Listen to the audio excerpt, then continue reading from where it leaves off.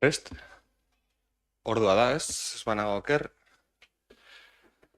Arratsaldeon guztioi, arratsaldeko 6etarako deialdia egina geneukan, Hondarribiko udalbatzako azkeneko 2023ko azkeneko ohiko bilkurarako posa ematen du, esan behar dut, alde batetik, hainbeste jende bertan ikusteak eta ongi etorriak guztiak, eskerrik asko baita ere zinegotzi guztiei bertaratzeagatik. Eta udalbatza hasi aurretik lehenik eta behin azken egunetan erretiroa hartu duten bi langileren aipamena egin nahi nuke. Alde batetik liburuzaina 1987 urtetik Hondarribiko udalean jardun dena, 36 urtez lanean. Eta zer esan beretaz, Hondarribian liburutegia sortu zenetik egindako ekarpen handia gora aipatu nahi dudala. Hondarribiak gaur Zuloaga etxean duen bezalako liburutegi bat izatea ezinezkoa litzateke langile honek egindako ekarpenik gabe. Nabarmena izan da udal liburutegi publikoak izandako bilakaera, eta bilakaera hori pertsonek egin dutelako izan da. Bereziki liburuzainaren ekarpenaz. Bestalde, lorazain ofizialak ere erretiro hartu du. Beste langile honek 1989tik, hau da, 34 urtez lanan aritu da Hondarribian. Kasu honetan ere, lorazaina lanean hasi zenean ezagutzen genuen herria eta erretiro hartutakoan ezagutzen duguna oso ezberdinak dira. Langile honen kasuan aipamena egin nahi nuke bere sentiberatasuna herriko zuhaitz eta landareekiko. Aipatu nahiko nuke ere, Hondarribiko udalera etorri zenean herrian egiten zen lan moduek ez dutela zer ikusirik gaur egun egiten direnekin. Bere eskua nabari da Hondarribian eta bere lanaren oinarriak izango dira aurrerako jarraipenean ere. Hondarribiko liburuzainari eta lorazain ofizialari Hondarribiko herriaren eskerrona aditzera eman nahi dut udalbatza honetan. Lan onaren eta sakrifizioaren aitortza. Ez dakit bestalde beste norbaitek zerbait esan nahi duen. Aitortza hau eginik, ohiko bilkura honen eguneko aztergaiak onartuko ditugu ondoren. Herri eragileek aurkezturiko mozioak daudenez, horiekin hasiko gara udalbatzan, eta horregatik bidali genuen gai zerrendan aldaketa batzuk egongo direnez, eta mozio berri bat ere sartu denez, aipatu nahi nuke gai zerrenda zein izango den eta zein mozio jorratuko diren. Lehenengo puntuan euskal dugu, bigarrena gaia bera duenez, PSEek 12.978 sarrera erregistro zenbakia duen pentsioen inguruko alternatiba mozioa aztertuko dugu. Hirugarren puntuan, Osasun Bidasoa plataformaren izenean aurkezturiko proposamena osasun publikoa hobetzeko plan estrategikoa egiteari buruzkoa eta ahotsanitz PSE eta EH Bildu taldeek babesa eman dietenak. Laugarren puntua izango da UEMA mankomunitatean udal ordezkari eta ordezkoak izendatzeko proposamena. Bosgarrena, Rameri etxearen lagapenaren inguruan udalak hartu beharreko konpromisoak berrestea. Seigarren puntua izango da administrazio unitateak berregituratzeko, giza baliabideak antolatzeko, plan partziala onartzeko proposamena. Zazpigarrena 2024ko plantilla organikoa eta lanpostuen zerrenda onartzeko proposamena. Eta gero, gobernu organoen kontrola eta erregu eta galderak izango ditugu. Beraz, gai zerrendan aldaketa batzuk daudenez, hauek berrestuz, hasiko dugu udalbatza. Bozkatuko dugu ongi baderitzozue. Aldeko bozkak. Aho batez onartua. Jaso da idazkari jauna? Bai, eskerrik asko.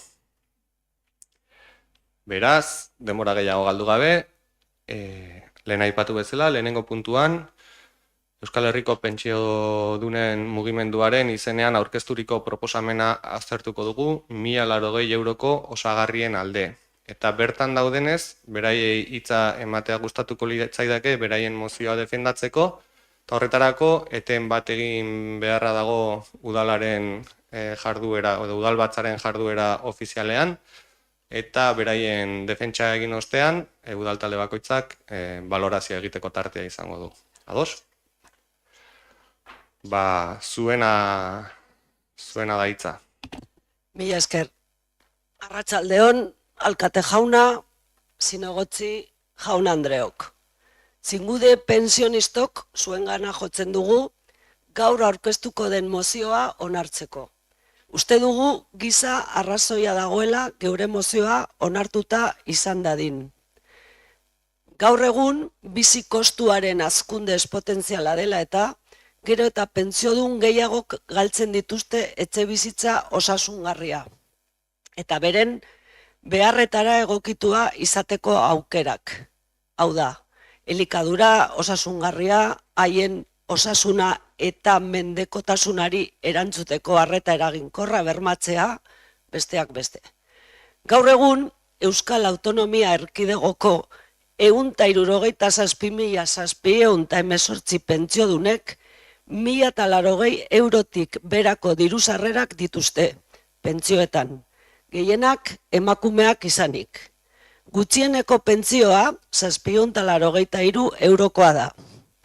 Hori dela eta 1.080 euroraino osatzea eskatzen dugu. Gutxieneko pentsioa 1.080 euroan jartzen bada, pentsioetan dagoen generoaren arrakala ere murriztuko du. Arrakala horretaz, maiz hemenka hitz egiten dugu, iragarki askotan erabiliz, eta errealitatean gero ez da betetzen. Generoaren arazo handiak jarraitzen du konpondu gabe. 2011tik 2003ra lanbide arteko gutxieneko soldata 641,40 eurotik 1.080 eurora gehitu da. Gutxieneko pentsioa aldiz, 2011an 601,40 eurokoa zen, eta 2023an 783 eurokoa da. Onartezina dena zera da, 2011an gutxieneko pentsioan LGS-eren 83,7ko igoera izan zela, eta 2023an 72,5koa dela. Aldarrikapen hau ezin da gehiegi luzatu. Pentsiodunok, erretiratuok, 72 hilabete daramazkigu astelenero kalera ateratzen. 2018ko urtarriletik hain zuzen. 2000 5.000 gara. Era berean, pentsatzen dugu, ez dagoela arrazoirik, ez ekonomiko arloan, ez da politiko arloan ere, eskatzen duguna ez betetzeko. Milaka pentsiodun pobrezia utxean, pobrezia gorrian bizi baitira. Ezin ditugu baztertu eta ezin dugu ez da egun bat gehiago ere itxaron. Hau guztia dela eta Hondarribiko udalbatzatik honako hau onartzea eskatzen dugu. Lehenengoa, Euskal Autonomia Erkidegoko Eusko Jaurlaritza eta Legebiltzarrari eskatzen diegu 1.080 euroko gehigarria ezartzea. Pentsiodunen gutxieneko pentsioan. 14 ordainsaritan. 2023ko urtarrilera arteko atzera eraginaz. Bigarrena, espero dugu ere jakinaraztea Euskal Autonomia Erkidegoko Eusko Jaurlaritza zein Legebiltzarrari hemen biltzen diren udaltalde guztien mozioaren aldeko erabakia. Esker mila zuen arretarengatik. Esker mila zuei egindako ekarpenagatik eta ongi badirutzu zuen berriro helduko diogu udalbatzaren ohikotasunari eta udaltaldeen balorazioak entzungo ditugu ostean. Ahotsan hitzen izenean Josu Peñari eman nahiko nioke hitza. Bai, arratsaldeon, etorritzeraten guztioi. Asteko esan beharra daukat, posten hauela benetan berri hori pentsioen gaia mahai gainean jartzea. azaldu duzuen moduan, 2018ko urtarriletik gaztelenero eman den aldarrikapen bat da, eta 2018an bai prentxan, egunero argazkiak ikusi genitzazken, edo medio ezberdinetan, Bilbon, Donostin edo herri guztietan egiten ziren protestetan. Ematen du, gai hau pasa egin dela, ez dagoela egunerokoen diskurtsoan, baina realitatea da aldarrikapen horiek 2018 urtetik berdinak direla, ez? Eta azkenean eskatzen den 1080ko gutxienezko sarrera guzti horrek logika guztia daukala, bizitza egunero garestitzen delako, are gehiago 2018tik 2023 urte honetara, eta bizi baldintza duinetan bizitzeko eskubidea guztiok daukalako. Zuek ere ipatu zuten moduan, emakumeak ere ipatu nahi ditut, pentsio baxuenak jasotzen dituztenak emakumeak direlako, eta diferentzia horrekin bukatu egin behar delako. Gutxiago kotizatu izanaren diskurtsoak uste dugu ez duela ezertarako balio, ez kotizatzak ez baitu esaten lan egin ez denik. Azkenean, zaintzan lan egiteko aukera eskasietan eta jaso dugun familia ereduek eta hartutako rolek eragin handia izan dute honetan, eta eskatzen den pentsio minimo hau horren guztiaren gainetik dago. Orduan, guztiz bat egiten duzuten aldarrikapen horrekin, eta uste dugu arrakala hori ere gutxituko duela. Komentatzen duzuen moduan ere, bat gatoz, lanbide arteko gutxineko soldaten bilakaera eta pentsioek izan duten ez dela berdina, eta maila berdinean igo behar direla, eta ulertu behar da, guzti zentzukoa dela, komentatu duen moduan, bizikalidade bat mantendu nahi dugula. Eta pentsio dun batek, pentsioa jasotzen hasten den pertsona batek, okerrera egiten badu bere bizikalidadeak, sistema publikoak eta estatu sozialaren zutabek zentzua galdu dutenaren seinale da, ez? Horregatik, zuek egiten duzuten mozioarekin bat etorriko gara, eta aldezko bozka emango dugu. Mila esker. Eskerrik asko EAJaren izenean. Maria, mesedez. Kaixo, arratsalde on guztioi. Eskerrik asko lehenengo etortzeagatik, zuen azalpena emateagatik, eta zuen realitatearen borrokan eta azkeneko urtetan egin dezuten lanaren berri emateagatik.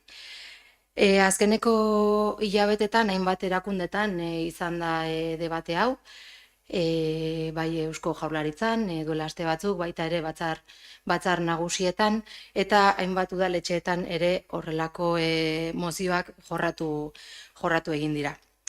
Nos toca decir, nos toca ser los... Gu gara hemen antipatiko errola egitea dagokigunak, izan ere horretara bultzatzen gaituzte bozio honen aldeko bozka ematen dutenek. Zergatik, izan ere, Eusko Jaurlaritzak eta parlamentuak ez dute pentsioen eskumenik gaur egun. EAJ alderdiak Gernikako estatutua eratu zenetik eskatu izan du transferentzia hori Eusko Jaurlaritzari igortzea. Eta badirudi orain berriki onartu den akordioarekin eta Pedro Sánchez presidente investidura horri esker lortuko dela azkenean eskumen transferentzia hori. EAJ alderdiak bere segurtasun sozialaren eredu honetan aurreratu izango den gizarte baten alde dihardu. Eta bertako pertsona guztiei arreta egokia ematea aurre ikusten da. Ez badira, batez ere zaurgarriak diren pertsona horiek zaintzen ezinezkoa izango delako aurrera egitera. Gure aldetik esan behar dugu, orain arte, gure alderdiak egin duen koherentzia kontuan izanik ezin dugu mozio honen aldeko bozkarik eman. Izan ere, ezin diogu Eusko Jaurlaritzari berak eskumenik ez duen zeregin bat eskaini edo igorri. Pentsionistak etzeate desagertu, noski, azkeneko hilabetetan eta urteetan hortxe ibiliziate lanean.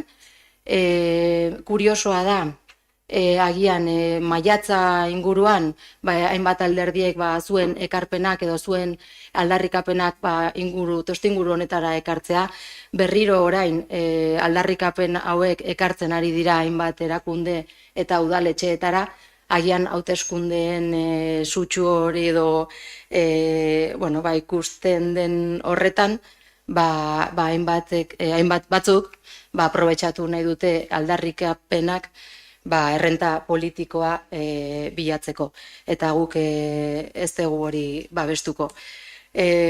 Más que al movimiento de pensionistas, Momentu honetan, pentsionisten mugimenduari eta EH Bildu eta Botxanitzi esan behar diet, benetan oso leku deserosoan jartzen gaituzuela, geuri dagokigu antipatikoak izatea, deserosoak edo atsegin ez direnak izatera, baina guk ezin dugu, ikusi dugu, orain berrikin mozio batean eskatu izan delako, bete ezin den eskakizun bat. Hori da, kasua eta berriro ere, gure babesa eskaini nahi diogu erakundeari, sozialki aurrera egiten jarraitzeko, pertsonarik zaugarrienak euren bete beharrak, beteta ikus ditzaten, eta horretan bide lagun izango gaituzu. Eskerrik asko. Eskerrik asko, Maria, Alderdi Sozialistaren izenean, Josu mesedez. Bai, alkaldeon. A ber, behin eta beti da gai bat, ez da nire gustokoa, ez da gustokoa, lehenbizi debate egiten degulako udaletxe batean, eta hau nik usten dut, batuk esango dute bai, hemen hitz egin behar da, noski. Baina nik usten dut hau beste sentido bat askoz sakonago da, ez? Hemen sindikatoak eta gero gobiernoak parte hartzen dute, eta nik usten dute era hontan, nahiko lan izan da, eta egin dute. Simplemente querer dar, primero agradecer a toda la gente que... Lehenik eta behin hemen zaudeten guztioi, eskatu nahi dizuet, eskertu egin nahi dizuet hona etortzea ikusten da, kezka dagoela pentsioen inguruan eta horrela izan behar du.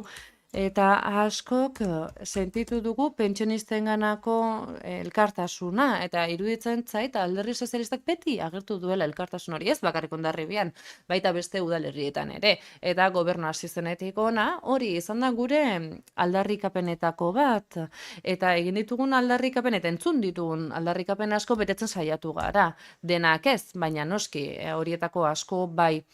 Eta momentu honetan, ikusten dugu, pentsioen igoerak ematen ari direla, pixkanaka, KPI-ak adierazten duenaren arabera. Egia da, araudietan egitura ezberdinak daudela, pentsioen inguruan, eta baita alargundu diren pertsonen inguruan, eta badakigu 2023-2024ean 7% igoko dela gutxienez, eta 14% igoko zaiela pentsioan gehienez alargunei. Eta hori datu positiboa da. Oraindik ere asko dago egiteko.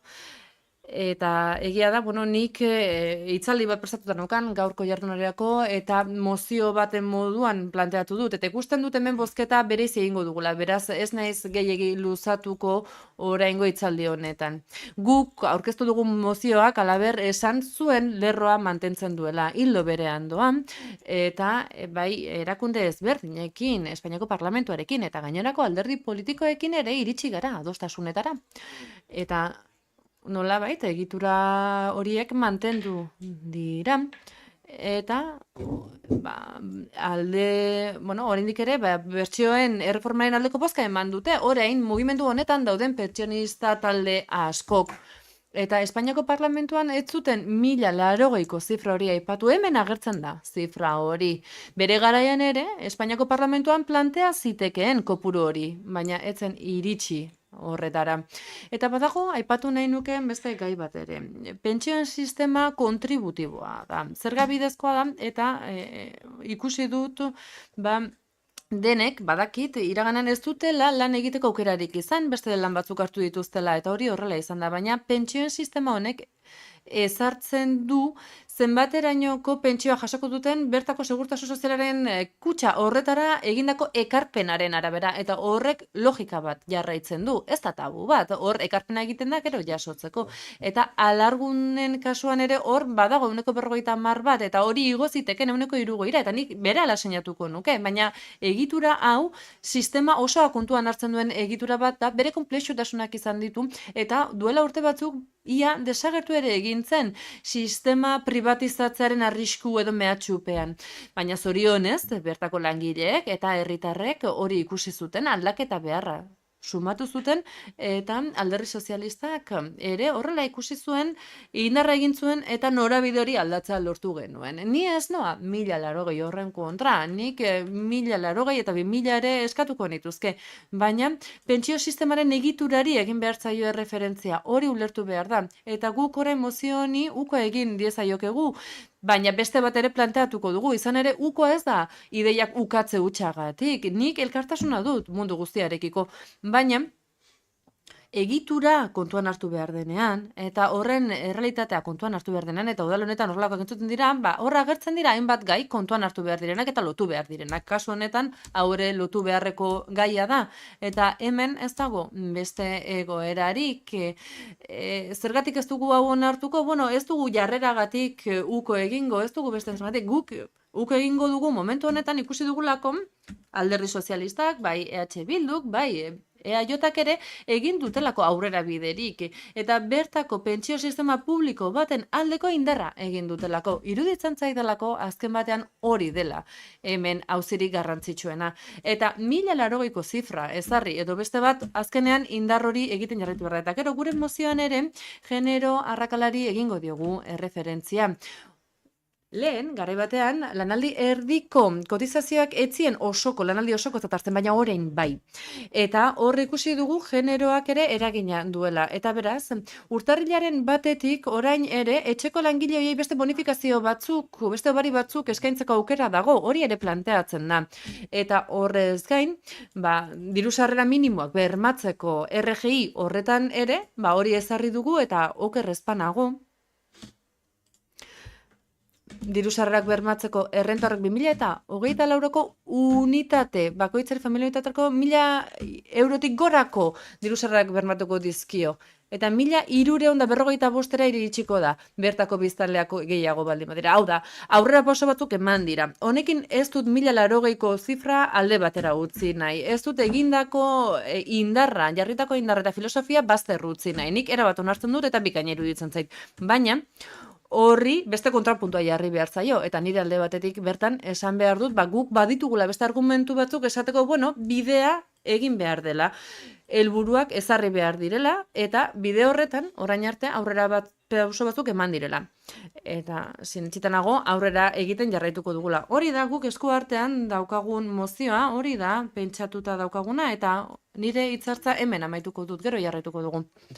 Nizun, atzo esan duzunez, uste zenula bi mozioak batera bozkatu zirela. Bai. Mesedez, orain hitz egiten ari naiz, eskertuko nuke respetatzea. Eta atzo adostu genuen zein izango zen udalbatzaren prozedura, eta nik uste dut oso garbi geratu zela, zeintzen udalbatza honetan jorratuko genitun gai eta zerrenden puntuak.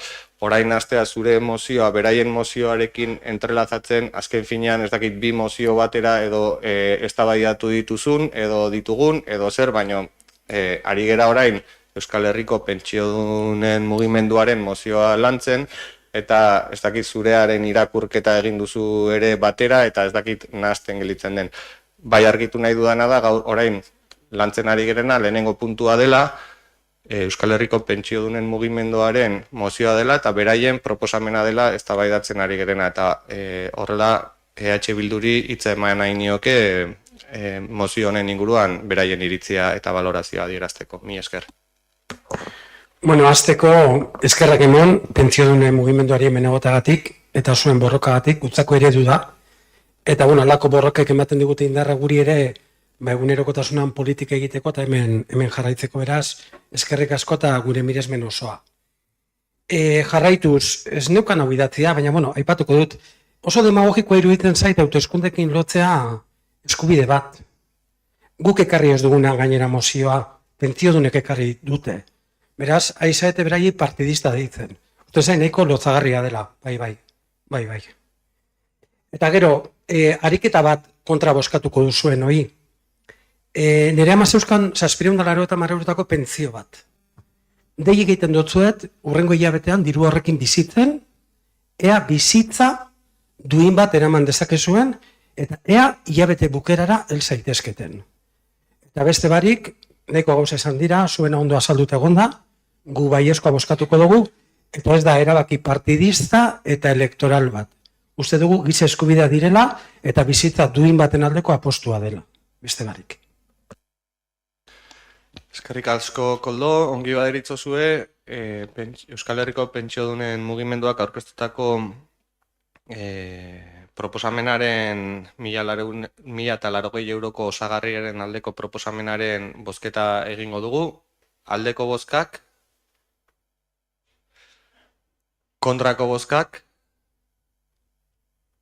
beraz, proposamena gehiengoz onartua izan da.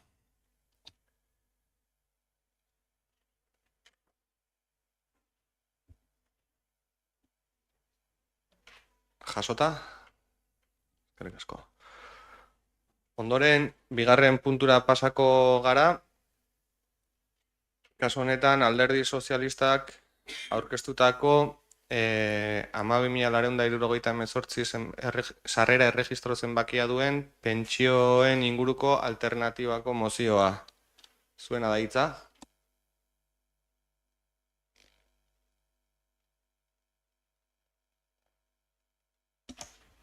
Sobre pensión del PSE, Hondarribia. Las cuestiones planteadas.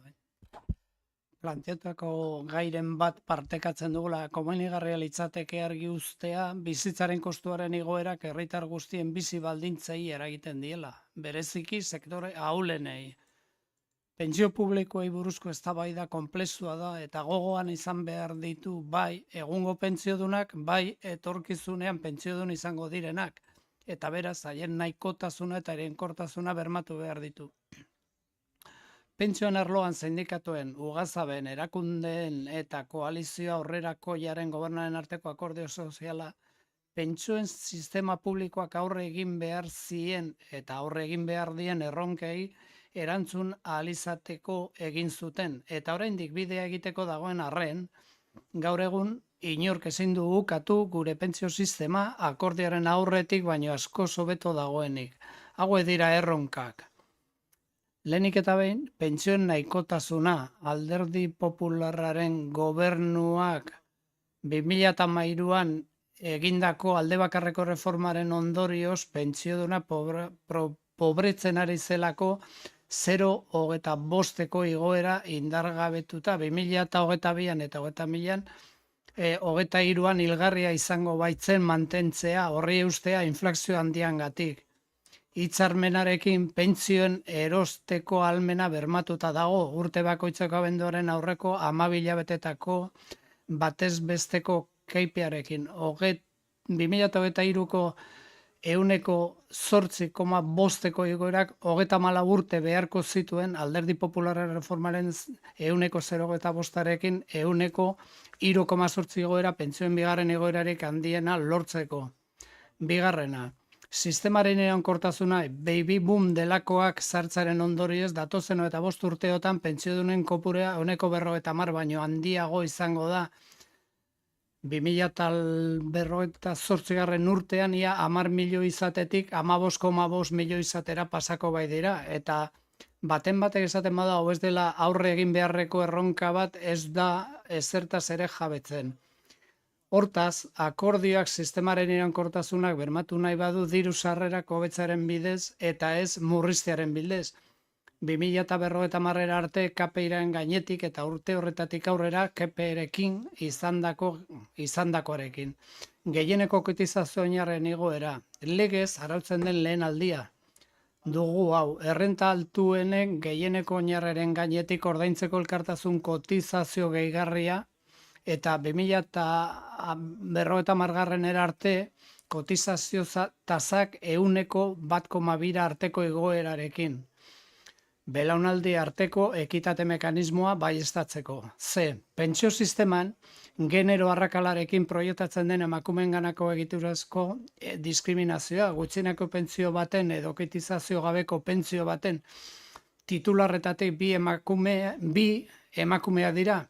Beraz, prestazio horien nahikotasunak biztanleria ahulenaren pentsioen estaldura hobetzeaz gain, genero arrakala murrizten du.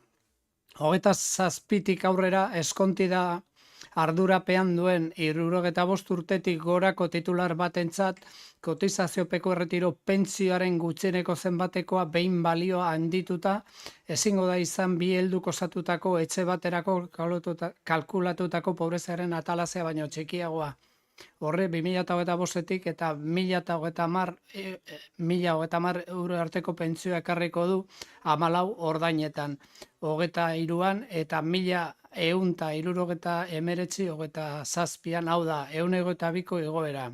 Gainera, eskontide ardurapean duen 65 urtetik berako pentsiodunen gutxieneko erretiro pentsioak igo egingo dira hurrengo 4 urteotan KPIren gainetik. Horiek beste neurri batzu dira, genero arrakala murrizteko.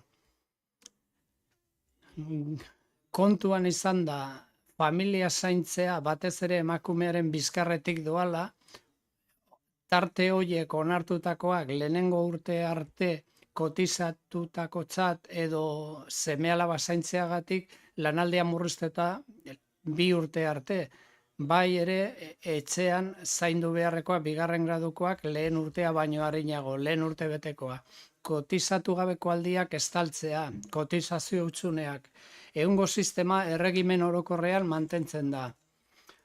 Hutsunen lehen 4 urteak, 58 hilabete, gutxieneko kotizazio oinarren 100%arekin integratzen dira eta gainerako hutsuneak erreferentzia horren 150%ean. Egungo aragoak hobekuntza bat dakar eta ehuneko igoera dakar eutxita eta gainerakoak 150 erreferentzia hori hartuta genero arrakala 105etik gorakoa den bitartean. Genero arrakalaren osagarri zenbatekoa handitzea. Pentsioetan genero arrakalaren osagarria 110 gehitzea proposatzen dugu pentsioek 2024 eta 2025 urteetan gertatzen denaren urteko errebalorizazioaz gain. Ondo orientatutako beste neurri bat da, eta osagarri hori 40 eurora arteko izango da. Lanaldi partzialeko kontratuak. Urriaren batean sartu zen indarrean, eta horrek esan nahi du, lan egindako egun bakoitza ordu kopura edozein dela ere kotizatutako egun oso gisa zenbatuko da. Lanaldi partzialeko 2.900.000 langile daude eta horietatik 2.000 emakumeak dira. Ondorioz, aragu hori aplikatzen ez bada, beren ehunekoa ez dandituko. Ez dugu ahaztu behar Euskadin funtzionatzen den diru sarrera bermatzeko errentako eta 2004ko baduela 1.355,08 euro bider 14 ordainsaritan. Amaitzeko, ekitatearen eta kontribuzioaren aldeko apustua egiten duen pentsio sistema batean, pentsio guztientzako gutxieneko pentsio bat bermatzen ari garenean, gogorarazi beharrean gaude, ez dela gauza bera, erregimen orokorreko langile izan den pentsiodun bat, lanaldi osoan kotizatu duena eta ez langile autonomoen edo norberaren konturarako nekazaritzako regimeneko pentsiodun batekin. Horrek gehienak kotizatzeko gutxieneko oinarrien arabera kotizatu baitute pentsio pribatiboak lortzeko edo beren ondare handitzeko kotizazioaren alde egin behar izan dutela. Hortaz, Hondarribiko Udala Espainiako gobernari eskatzen dio pentsioak KPIrekin eguneratzen jarraitzeko eskubidea, pentsiodunek erosteko almena galez dezaten eta gutxieneko pentsioak eta kotizatu gabeko pentsioak igoera orokorretik gora igotzeko eskubidea. Europako batez bestekora iritsi arte. Bigarrena, genero arrakala ezabateko lanean jarraitzeko eskubidea, kotizazioetan dauden hutsuneak eta hutsuneak gaindituz eta pentsioaren azken kalkuluan ingurabar horiek zuzentzeko mekanismoa txertatuz. Pentsio sistema publikoaren iraunkortasuna bermatzea urtero gizarte segurantzaren kutsarako baliabide bideratuz. Erabakiak Toledoko itunean hartzen jarraitzea hori baita jarrera politiko, ekonomiko eta sozial ezberdinen arteko topagune naturela. Espainiako gizarte osoarekin solidariaki eguteko eskibidea, Espainiako gizarteak euskal pentsioi eusten dien moduan, ez dagoelako langile guztien elkartasuna gizarte segurantzaren kutsak baino hobeto adierazten duen ezer. gure gizarte babeseko sistema publikoa indartzea, gure bizi beharrak beteta izango ditugula bermatzeko, adina edozein dela ere. Josu, taldeen iritzien txanda irekiko deu. Josuri emango diotitza hotxan itzen izenean. Bai, mi esker, Josu. Lehenengo aipamen bat eman behar dizut, egin duzun irakurketa, ondo egoki iruditzen zait, bai, txokatu diana da, kontra boskatze horrek uste baitut aurkezten duzuten mozio hori bateragarria dela, ez? Eta alderdi sozialistaren borroka egia da pentsioak direla, baino aurretik ekarri duten eskakizunarekin irakurri duzuten guztia, uste dut, bat egiten duela. Eta benetan, txokatu dit kontra egite horrek.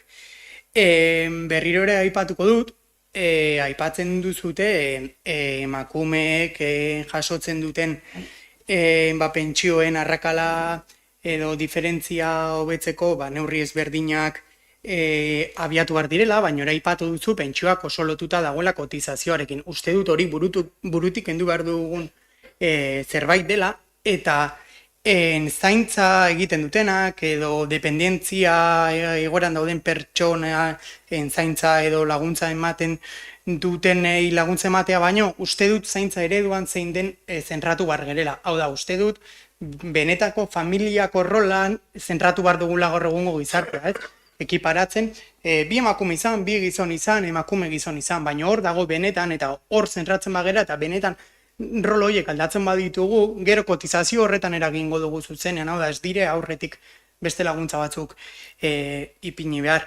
Eta esaten dizut ere, zuek aurkeztu zutena, bateragarria dela, estatu espainoleko sistema publikoarena, baina hemen pentsiodunek eskatzen zutena da, azkenen gehigarritasun hori Eusko Jaurlaritzari eskatza. Eta uste dut, beraien eskatzen dituzten baldintzak, zuek proposatzen dituzutenak, bai 2024ko eta 2027ko ere bai, baina hobeak direla ja gaur egun, ez? Halere, esan behar dizut, gu ez gaude inola ere pentsioen aurka, pentsioen euskal sistema publikoan sinisten dugu, eta pentsioak Euskal Autonomia Erkidegoan kudeatzea nahi dugu, baino gaur egun hori oraindik ematen ez denez, eta estatu espainolak kudeatzen dituenez, gu mozio honetan abstenitu egingo gera. Bai nire galdera da, eta zentratu nahi dut, PNV-ri bota nahi diot, Maria, egin duzun diskurtsoa uste dut ere, oraingo irakurketan berdin-berdin egin zen ezakela, zeren aipatu duzu Euskal Autonomi Erkidegoan, sinatu den akordioan edo nahi dugula Euskal Sistema Publiko hori edo guk kudeatze ere. Orduan, nire galdera horretara doa, orain irakurri duten eta Estatu Espainoleko pentsioekin bat egingo duzue, edo Euskal Pentsionistakin zaudete hemen daudela, eta Eusko Jaurlaritzak eskaldunen pentsioa kudeatzearen alde zaudete, zuen gainera sinatu duzen akordioaren barne, ez? Mila esker. Eskerrik asko, Josu, alderdi jeltzalearen izenean, Maria, zure da hitza. Bueno, diferentzia oso esaldi batean dago, eta da nori zuzentzen zaion mozioa. Kasu honetan, alderdi sozialistak ekarri duen mozioan jartzen du por todo ello el Ayuntamiento de Hondarribia insta al Gobierno de España. Kompetentzia Espainiak dauka pentsio sisteman eta ez dauka Eusko Jaurlaritzak.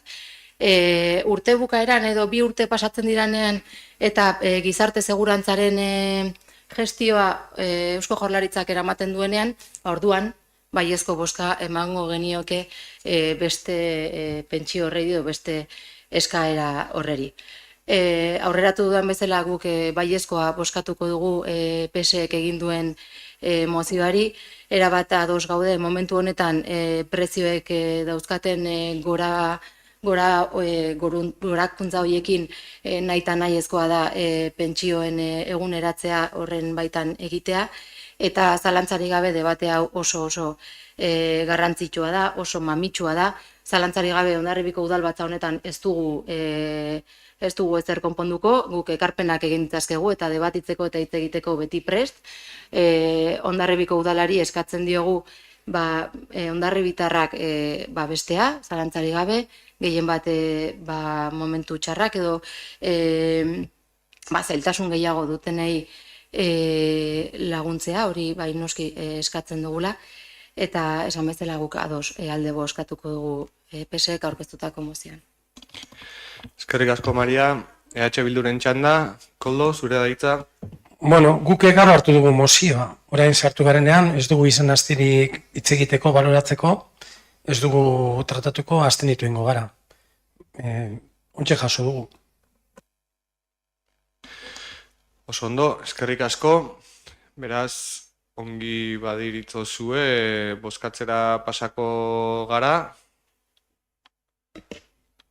baino zeri buruz. Honen buruz, Koldo esan du narenatik. Deialdian ez zegoen mozioa sartuta, ez web horrian, eta ez dugu jaso emailez bitartez guk eskatu dugu genion soeri abez aurkeztu behar zuten, beraiek eman ziguten, baino deialdian ez da sartu. Bai, noski deialdian ez dela azaldu, izan ere deialdia egiterako garaian ez zegoen mozio hau aurkeztuta, eta horregatik idazkari jaunak askotan adierazi izan digun bezala, desberdintzen dira deialdian proposamenak eta gero udalbatza hasieran onartzen direnak dira mozioak. Atzo izan genuen, eta berretxiko dut, atzo izan ginen elkartuta bozeramaile batzordean, eta hitz egin genunean gai zerrendari buruz, aipamena egin nuen espreski mozio hau aurkeztuta zegoela, eta Alderdi Sozialistak aurkeztu zuen mozioa abenduaren 15ean gai zerrendan jorratzekoa zela. Eta, bueno, inoren aldetik ez nuen eskaerarik izan mozioa jasotzearen inguruan, eta gaur udalbatza hasieran kopiak ekarri ditut guztiontzat badezpada, nire taldean izandako eztabaidan aipatu diatelako ez zeukatela dokumentua eskura, eta guztiek udalbatza aurretik berretsi egin behartzen ez puntua, guztiek izan zezaten dokumentazioa, kopiak egin ditut eta prestatu ditut ekartzeko.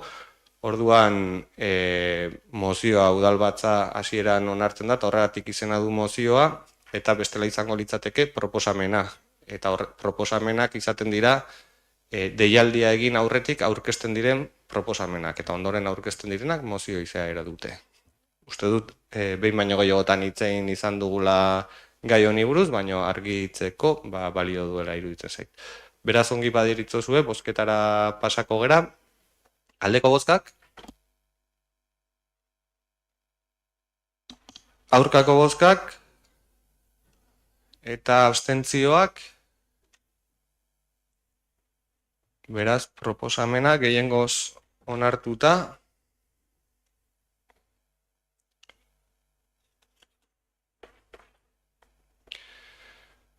Eta ongi badirotzuzue, 3. puntura pasako gara. Eta 3. puntuan Osasun Bidasoa plataformaren izenean aurkezturiko proposamena osasun publikoa hobetzeko plan estrategikoari egiteari buruzkoa. Eta Osasun Bidasoa plataformako kideak bertan daudenez, berriro beste eten bat egitea proposatzen dut, eta beraiei eman nahi nieke hitza, beraien mozioa defendatu dezaten. ¿Se funciona? Bai. Bueno, arratsaldeon eta eskerrik asko. Nire euskara ez da ona, ulertzen dut, baina ikasten ari naiz eta zaila da niretzat hitz egitea, ondo hitz egitea. Me pasaré al castellano con vuestro permiso. Bueno, la plataforma Osasun Bidasoa plataforma osue guztiok ezagutzen duzue eta bere hartan, bere baitan elkartzen dira osasuneko profesionalaz eta batez ere herritarrek 40 elkarteren bitartez de Irun, de Hondarri, de Bortziriak. Hau da gainera osasunaren aldeko erakunde gutxik biltzen dituen ezaugarriak oso importantea delako, bai profesionalak oso ondo ezagutzen duten zer gertatzen den, nola konpondu daitezken eta gero herritarrek beraiek sufritzen dutelako osasun publikoak eragindako arazoak Bailara honetan, batez ere, azkenen urteotan ikusi dugu pizkanaka galdu dela osasun arreta, gure ustez, zenbait elementu daude, bat da inbertsio eza bai azpiegituretan eta bai profesionaletan, gainera kronikoa da, Hondarribik zorionez badu ambulatorio bat, duela 12 bat urte inauguratutakoa, eta betetzen ditu baldintza guztiak. Irunen ez da berdin gertatzen, erdikoa guzti zaharkituta dago ambulatorioa, eta horra joan behar izaten dute traumatologia, radiologia, eta beste larrialdietarako eta beste zerbitzuetarako, eta oso zahartuta dagoen, ni zuzendu nuen zentro hori hainbat urtean, eta dituen utsuneak eta ezak duela 20 urte eskatu genuen zahar berritzeko dosatzeko edo hirugarren ambulatorio bat eraikitzeko Irunen oinarren. Hondarribik zerbitzu espezializatu guztiak ditu errehabilitazioak kentzen badugu, fisioterapia Bailarako ospitalean bai dago, baina Hondarribitarrek Irun erdikoa daukate zerbitzu hoiekin, eta Bailarako ospitalak kanpoko konsultak eta ospitaleratzea eta zirugia eukita. Hau da gure reklamazioaren elementu nagusia. Jaio ginenean kontua da Irungo kirofanoak 2 urte kendu nahi zituztela eta horrek eragin zuen plataforma hau sortzea. Gaur egun kirofano horiek, ebakuntza gela horiek, berritu nahi dituzte, baina horrek eskatzen du bigarren solairua eraisteko ospitalean, eta hori eraikitzen denean zaharrak kendu eta goiko solairutik kendutako zerbitzua behian jartzea. Guri iruditzen zaigu astakeria galanta ospital gehienetan egin izan den moduan, ez Euskadin, bai Espainian eta bai munduan, ondoan eraikin bat eraikitzen da, gainera ospitalaren jarduna ohikoa eteten ez duena, eragozten ez duena, eta hori amaitzen denean lotu egiten dira pasabide batekin. Donostia ospitalean, zen olako pasabide dauden eraikinen artean, hori da ohiko eredua, eta ez dugu ulertzen zergatik egiten duten herritarrei kalte egiten dien eredu bat, zergatik aukeratu duten hori, porque hor egongo dira lanak horrek ekartzen dituen eragopez guztiekin 3 bat urtez. Horregatik uste dugu oso importantea dela Hondarribiko udalak, gainera kontuan izan behar dugu ospitalea bere udalerriaren barruan dagoela agerian jartzea egoera hori. Beste kontu bat da, profesionalek eza falta dira pediatra, falta dira mediku familiak eta beste profesional batzu hori toki guztietan gertatzen da, baina Hondarribian ez dizkiete batez ere medikuei ordezkotzik egiten, eta horrek zer dakar batzutan atentziorik ezagotea, eta gero itxarote zerrendak espezialistek atenditu ahal izan arte, edo ekografia bat, edo tag bat, horrelako froga osagarri bat, Arantza komentatuko dituen moduan itxaron behar izate, eta horrek denak zer dakar gauzak hilabetetik hilabetera gero eta txarrago daude, ezin dugu esan pandemiaren ondorea dela, osasun zailburuak esandako bezala pandemiaren errua dela, baina gure datuen arabera pandemia amaitu zenean, edo behintzat azken oldarra izan zen 2022 urtarrilean, arrezkero itxarote zerrendak txarrago daude eta ez dira hobetu inolako espezialitatetan, traumatologian eta ekografian esaterako oso txarrak dira, eta Arantza komentatuko dizue. Hori horregatik guztiagatik eskatzen dugu Hondarribiko udalak ez duenik eskumenik osasunean, baina bai helarazi aldie hori dutenei plan estrategiko bat egiteko 30 urtean egoera honi atzera bueltatzeko uste dugulako ez dela zuzena gure Bailararako eta gure udalerrirako, eta Sagardoiko zailburuak esan zuen moduan aipatu zuenean proiektua ez aldatzeko kirofanoak existiarena, mesedez egiteko profesionalei eta erakundei eta herritarren ordezkarei entzunda. Eta baita ere, azpiegituren gaia, plan horrek kontuan izan beharrukela ze profesional behar ditugun, ze azpiegitura behar dugun herritar guztiek jaramon egiteko, gero eta nagusiagoak eta handiagoa direlako eta gainera muganteak izan da, kontuan hartu behar dugu, iparraldean bizi direnei, gure sisteman asistentzia dutenei, arantza emango dietitza eta berak aipatuko du Itxarote Zerrenden gaia. Harrik, bueno, Manelek esan duen bezala, pandemiari, pandemia dela eta esan digute, gure itxaron zerrendak eta gure osasun sistema oso kaltetuta atera dela.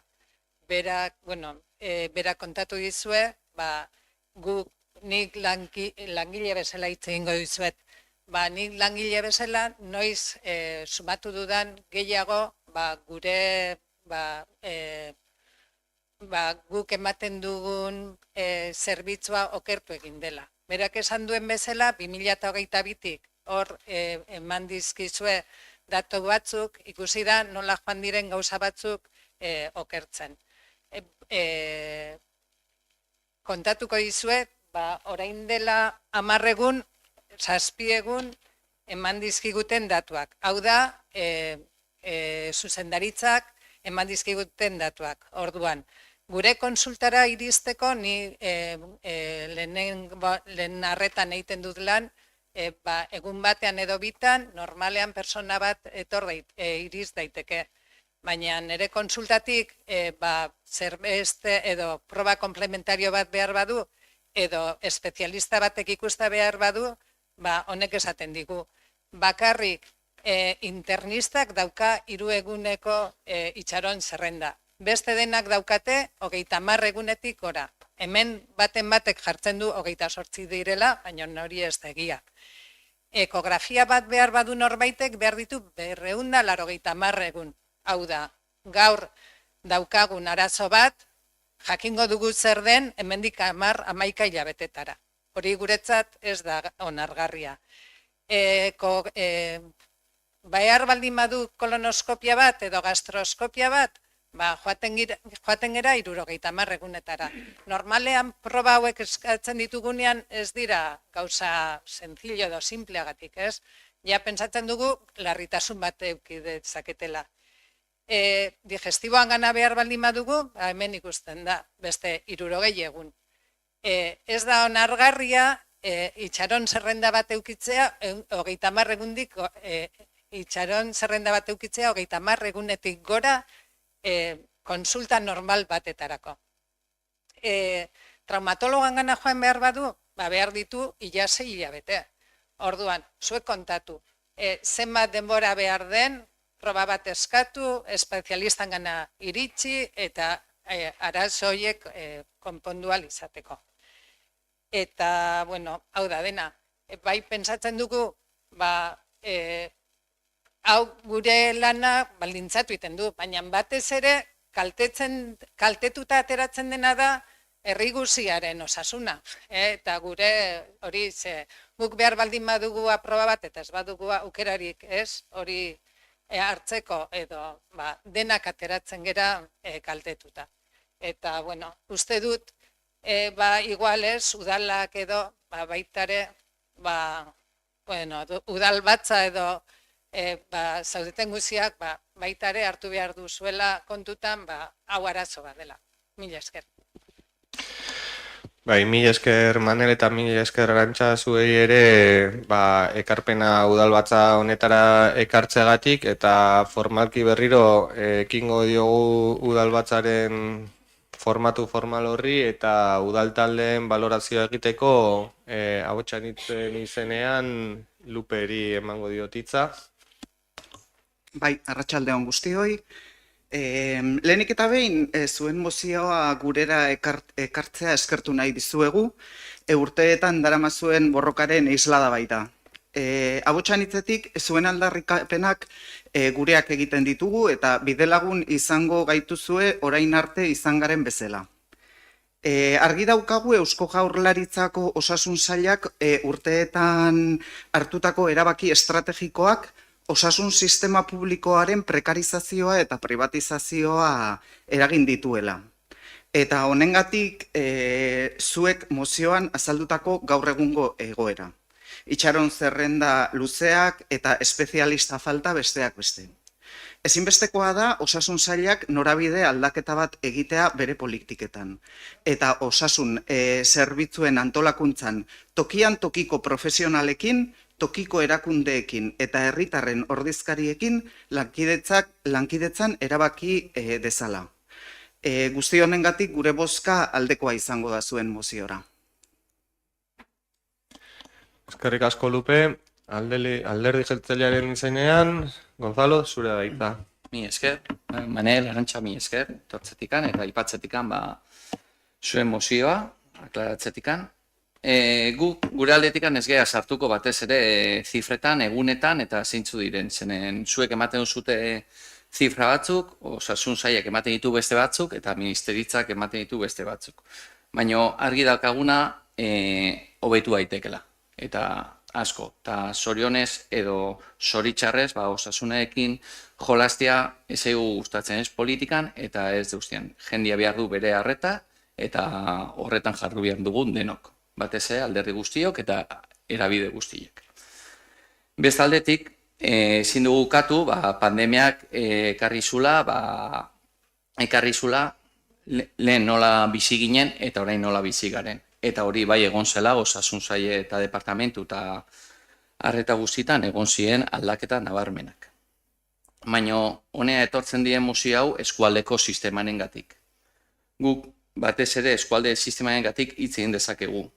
Eta batez ere Hondarriko sistemarengatik. Hondarbilak udaletxe honek dazkan baliabide guztiak mahai gainean jarri ditu beti osasun sailarekin.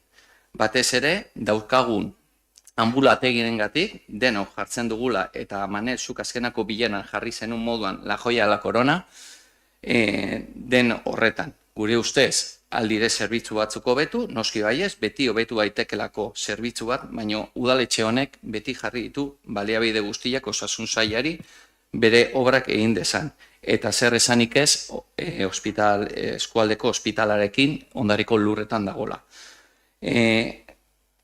Elekzioak, hauteskundeak baino lehen, egin genitun bilerak osasun sailekin beti jarri genion alfombra gorrilla nahi duena beraiek ikusten zuten, beraien profesionalak o berai saileko profesional guztiak nahi zuten proiektua ekartzea eta guk onartuko genula eta utziko genien behar duten guztia.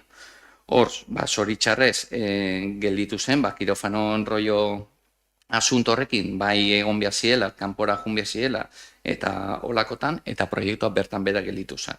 Gero hortikan aurrea, zuek aipatutako proiektua eraikin horren dauden bigarren solairuko bulego administratiboak hortikan kendu, eta kirofano berriak egin.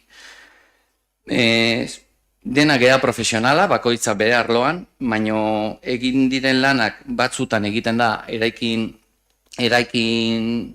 berri batekin, eta bestetan eraikin berako solairuetan.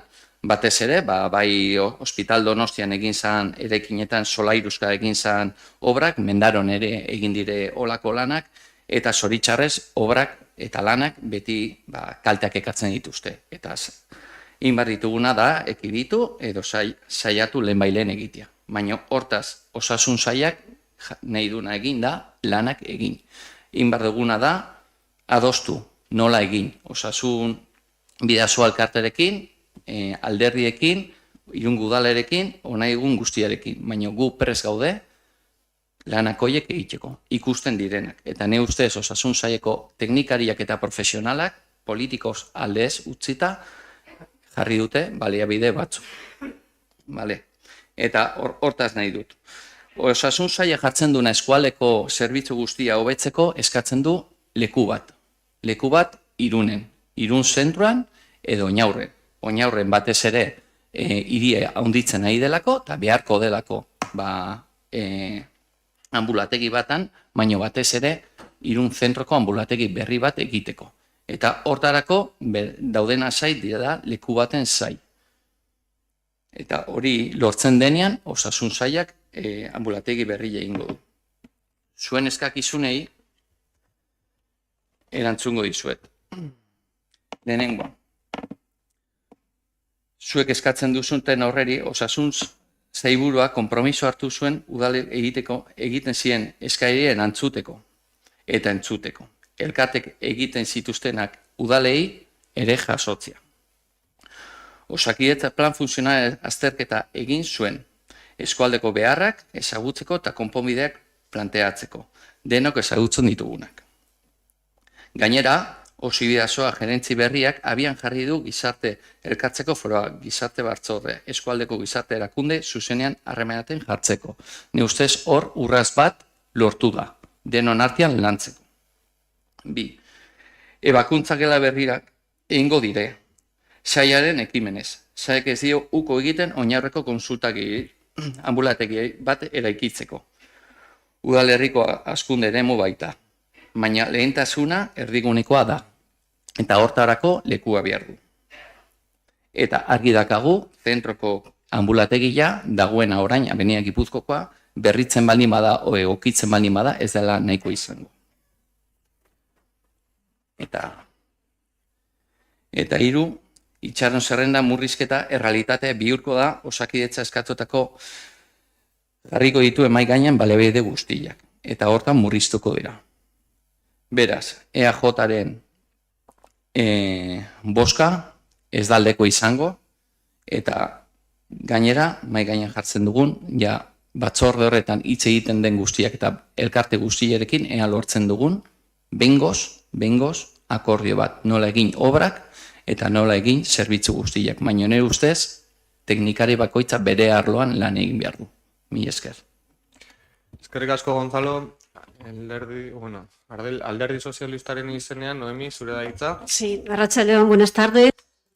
Arratsaldeon, eta eskerrik asko Manuel Karantxari, guk aldezko bozka emango diogu mozio honi. Ados gaude, bertan osasungintza unibertsalarek duen beharrizanarekin, eta ez dira horretarako baliabidek behar dira, pertsonak behar dira, eta radiologia aipatu duzue, pediatriara aipatu duzue, adituak behar dira, eta baita lehen arretarako profesionalak ere. Gainera, bertako profesionalak zaindu egin behar ditugu.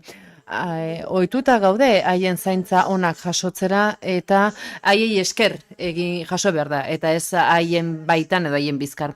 Eta beraz, orain bertako kompetentziak Eusko Jaurlaritzara etorriko diren eta titulu homologazioa Eusko Jaurlaritzako eskumena izango den heinean, behar bada horrek bide emango du gure zentroetara beste profesional batzuk ere etorri ahal izateko. Gogoan izan behar dugu denok, osasun publikoa denoi dagokigun gaia dela, eta ezin dugula babesean sentitu, guk aseguru publiko bat daukagulako. Izan ere batzuetan, publikotasuna pribatuaren araberako izaten da eta alderantziz ere bai egoeraren arabera. Hori guztia kontuan izanik, aldeko bozka emango diogu mozioari. Eskerrik asko, Noemi. EH Bilduren izenean, Koldo, zure da hitza. Eskerrik asko, alkate jauna. Bueno, duela hilabete, entzun duen hemen batzun batatik, Euskal Osasun Sistema kalitatezkoa eta sendoa zela. Duela hilabete, mozio baten. Gaur, osasun bidazoak aurkezten dizkiguten datuak, argi irakusten dute, gutxienez gure eskualdean ez dela ez kalitatezkoa, ez da sendoa. Eta hori, datuek erakusten dute. Beste batzuk uste dute oso kudeatzaiona direla, ondo kudeatzen dutela, eta oraindik imaginario horretan bizi dira, beraiena ona da, besteena hutsa da, baina, bueno, errealitatea da, eta zenbaki hauek argi erakusten dute. Guke alde bozkatuko dugu, eta, bueno, eskerrak eman osasun bidazoak egiten duen lanagatik, eta, bueno, horrela jarraitzeko, eta beste barik alde bozkatuko dugula, eta behingoz batzuk, beraien oasia uzten duten, eta beretan konturatzen diren, hau desertu badela. Eskerrik asko, Koldo. Ongi baderitzo zue. Egindako proposamenaren bozkak egingo ditugu, eta aldeko bozkak, aurkako bozkak, eta abstentzioak, beraz gehiengoz onartuta proposamena, eta udalbatzari jarraituz, laugarren puntura pasako gara, udalerri euskaldunen mankomunitaterako udal ordezkari eta ordezkoak izendatzeko proposamenari dagokiona. Hortziri emango diotitza. Pakaixo, zaldeon guztioi, ongi etorriak eta, oraingoan, UEMaren prozedurari jarraituz, udalerri euskaldunen mankomunitatean sartu gara, denok dakizuen bezala, dakigun bezala, eta, jada badire, sei bat... Hortzi barkatu, itxengo dugu momentu bat, soinuagatik bereziki.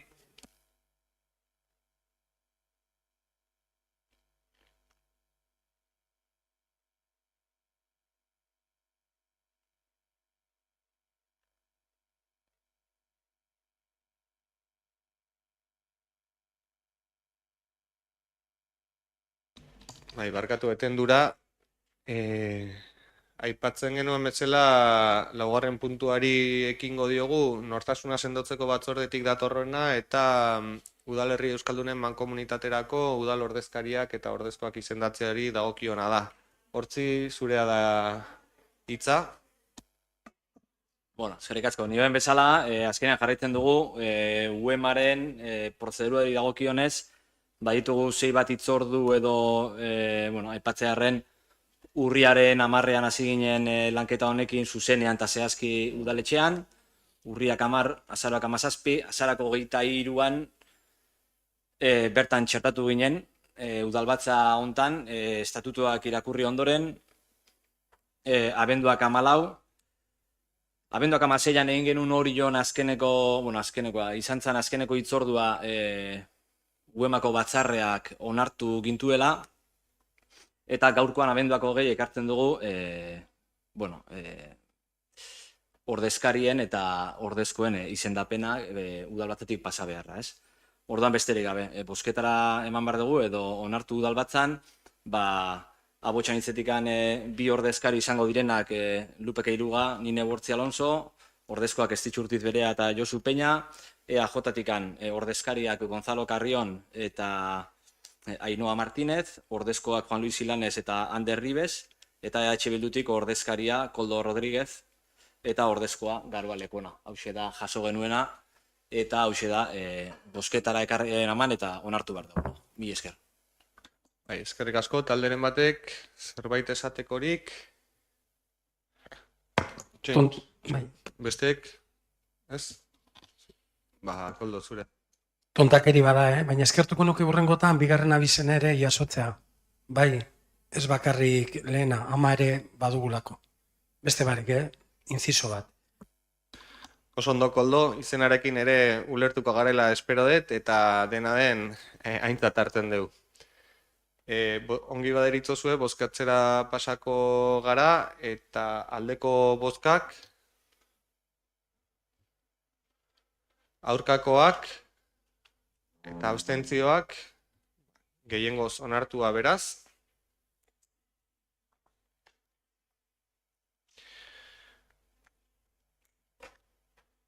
Jasota?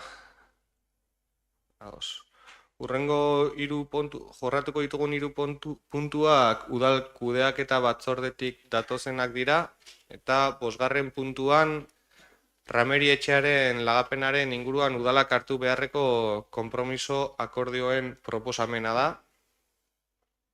Memoria pixka bat egiteko, Hondarbiko udalbatzak 2021ko abenduaren 16an Kultura eta Kirol Ministerioari Rameri etxea lagatzea eskatzea adostu zuen, hau batez.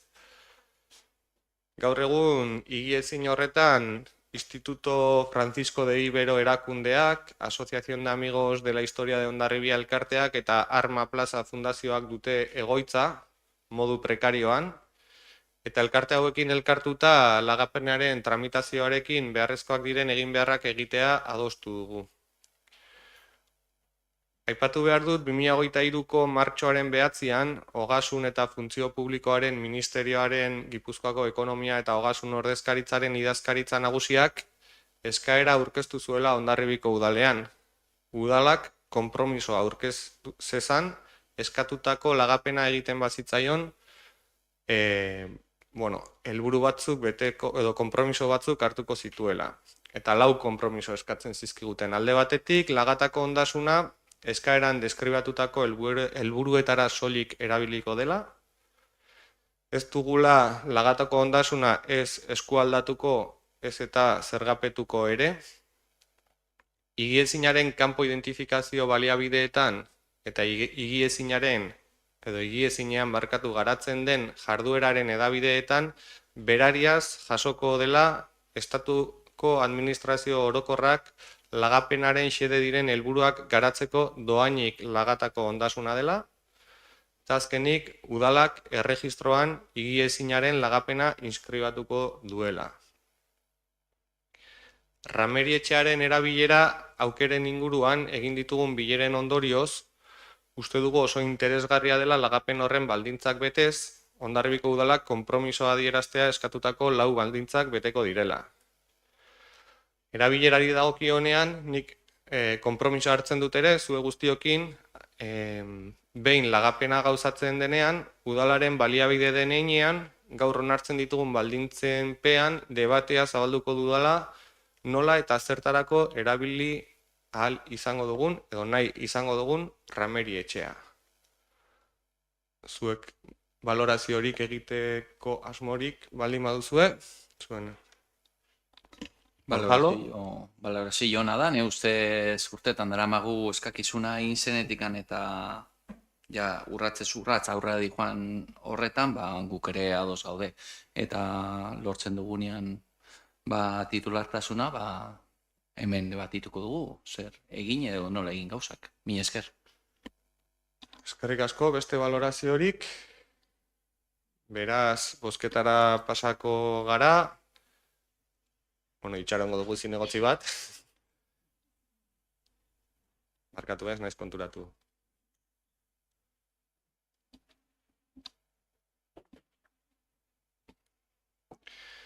Aldeko bozkak, hau batez onartua.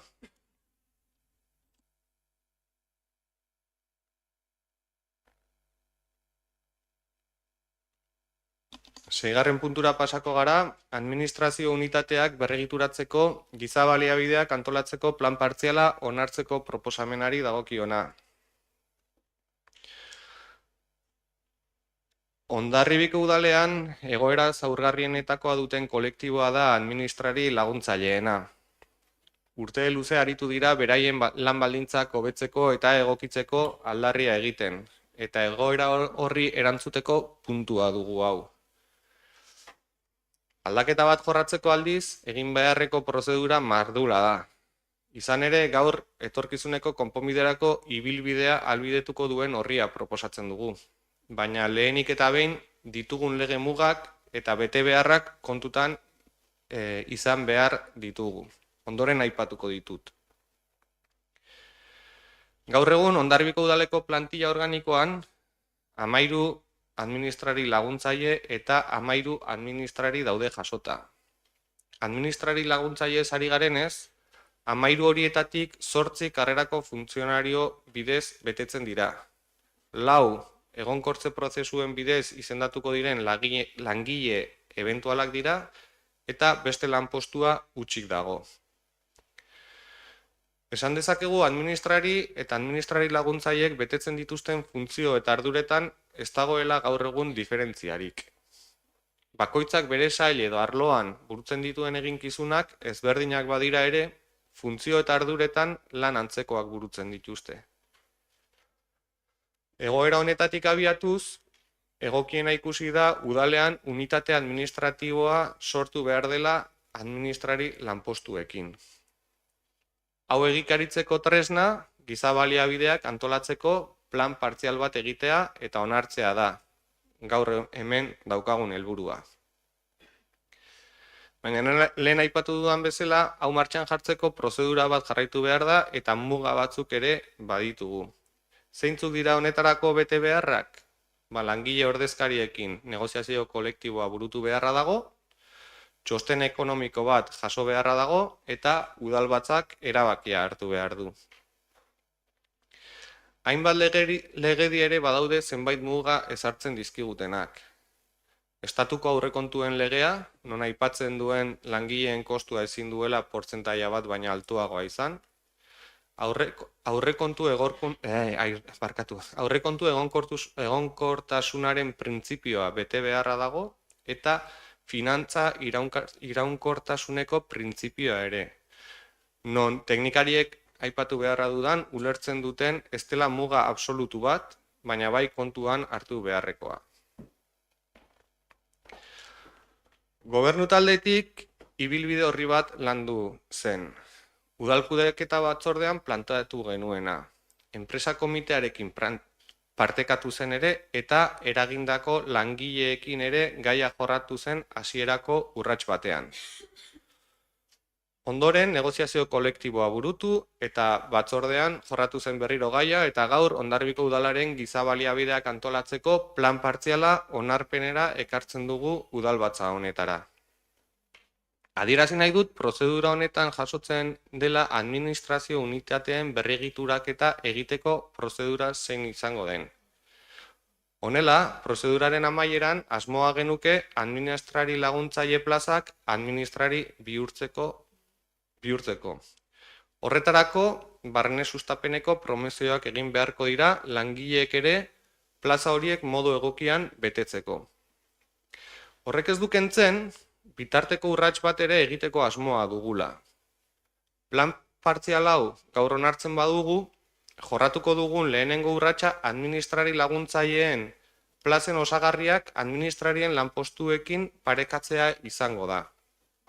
Izan ere, ulertzen baitugu, ardura eta funtzio antzekoak egiten dituzten langileak badira, beraien lansariak ere ahal den neurrian parekatu beharko direla.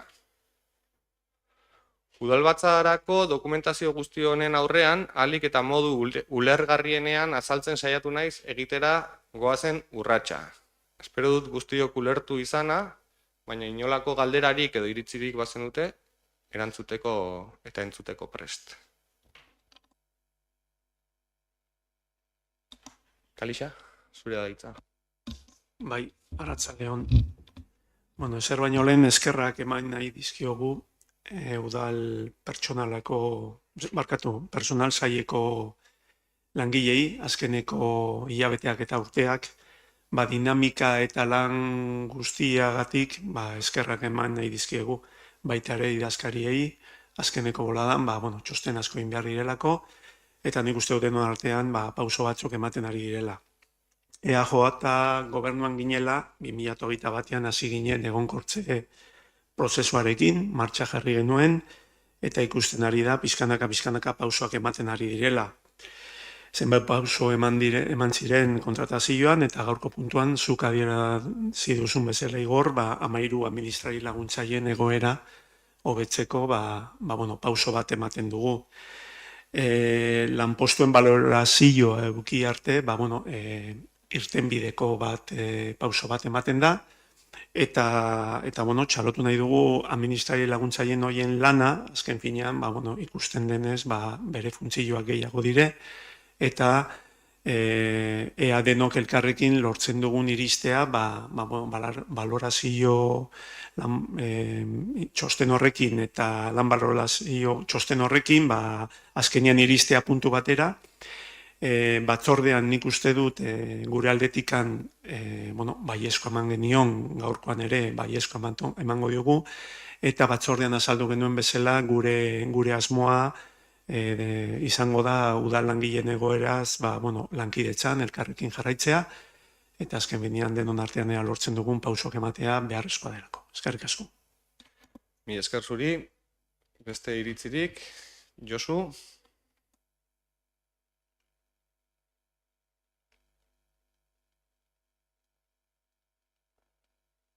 Zela, lehenbizi eskartu egin dalanatikan, bai responsabilidad laneko baita ere taldeari, ezta. En principio, agradecer a la persona que en este momento está muy implicada. egia da, momentu honetan, bertan, pertsonalerekin implikazio handia dauden lanak daudela, langileak daudela, eta lan handia egin dutela. Eta, argi dago, ikusi dugu, bertako langileen egoerak, ez duela planteamendu berririk izan azken urteetan. Egoera hobetzeko planteamendu handirik ez da egin, eta behar bada, Espainiako gobernuak ere tramitazioak egin izan horrek, izan ere hor muga batzuk zeuden, eskumenei dagokienez, ogasunari dagokienez, hor ikusten zen, hor erreposizio aukera hori zegoela, jubilazio orduetan, baina hor plaza horiek berriro hartzeko, arazoak zeuden izan ere, Espainiako administrazioak Europaren aurrean justifikatzeko zuen aukera bakarra zen, guk genuela aurrekontu bat gure udaletan, eta hori gobernu hori aurkezten zen, eta gure aurrekontuaren barruan egin behar ziren aldaketa hori guztiek.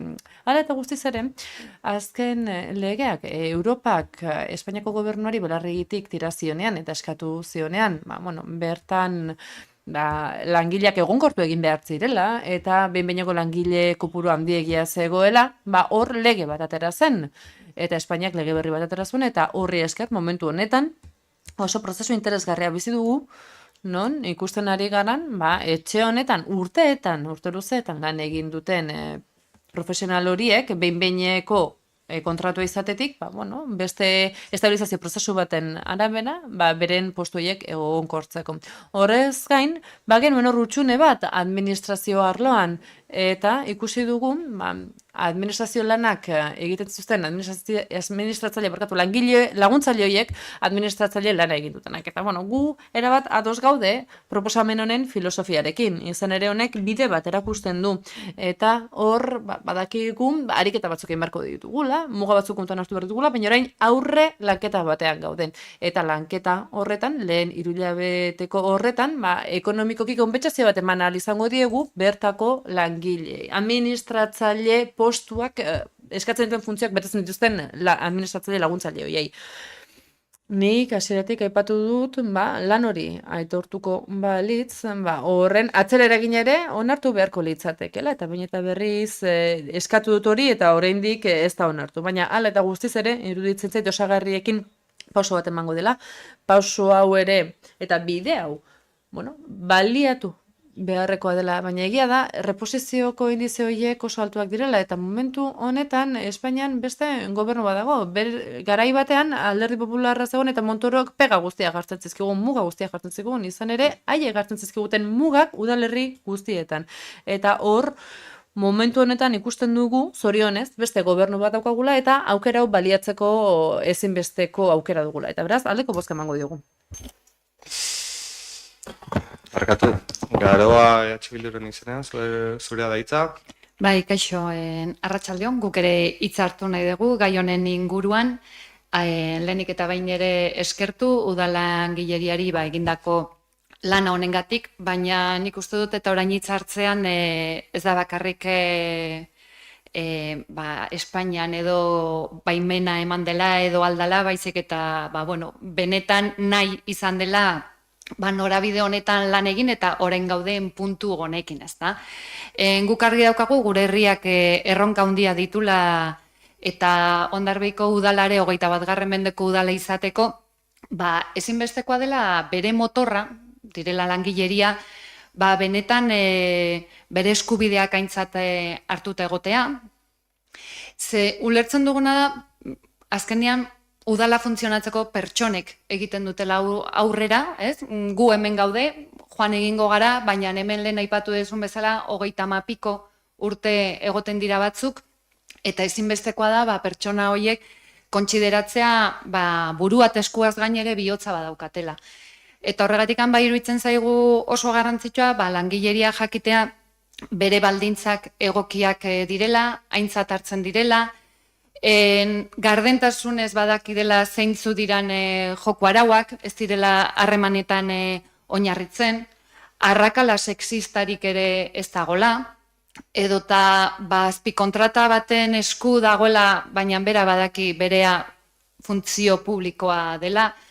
Orduan, egoera hori daukagu eta zorionez, udalbatza honetara gaur ekartzen zaizkigu 2 puntu, egoera hori errotik aldatzeko eta beste bide batean ekiteko, eta bereziki 13 pertsona hauei, 13 emakume hauei, bestelako beraiei dagokien eskubide eta baldintza horietan bidea egiteko. Orduan guk argi, babestuko dugula hau eta babestuko ditugula ere langileekoarekin zerikusia duten guztiak, hori, pertsonak garelako eta pertsonak direlako.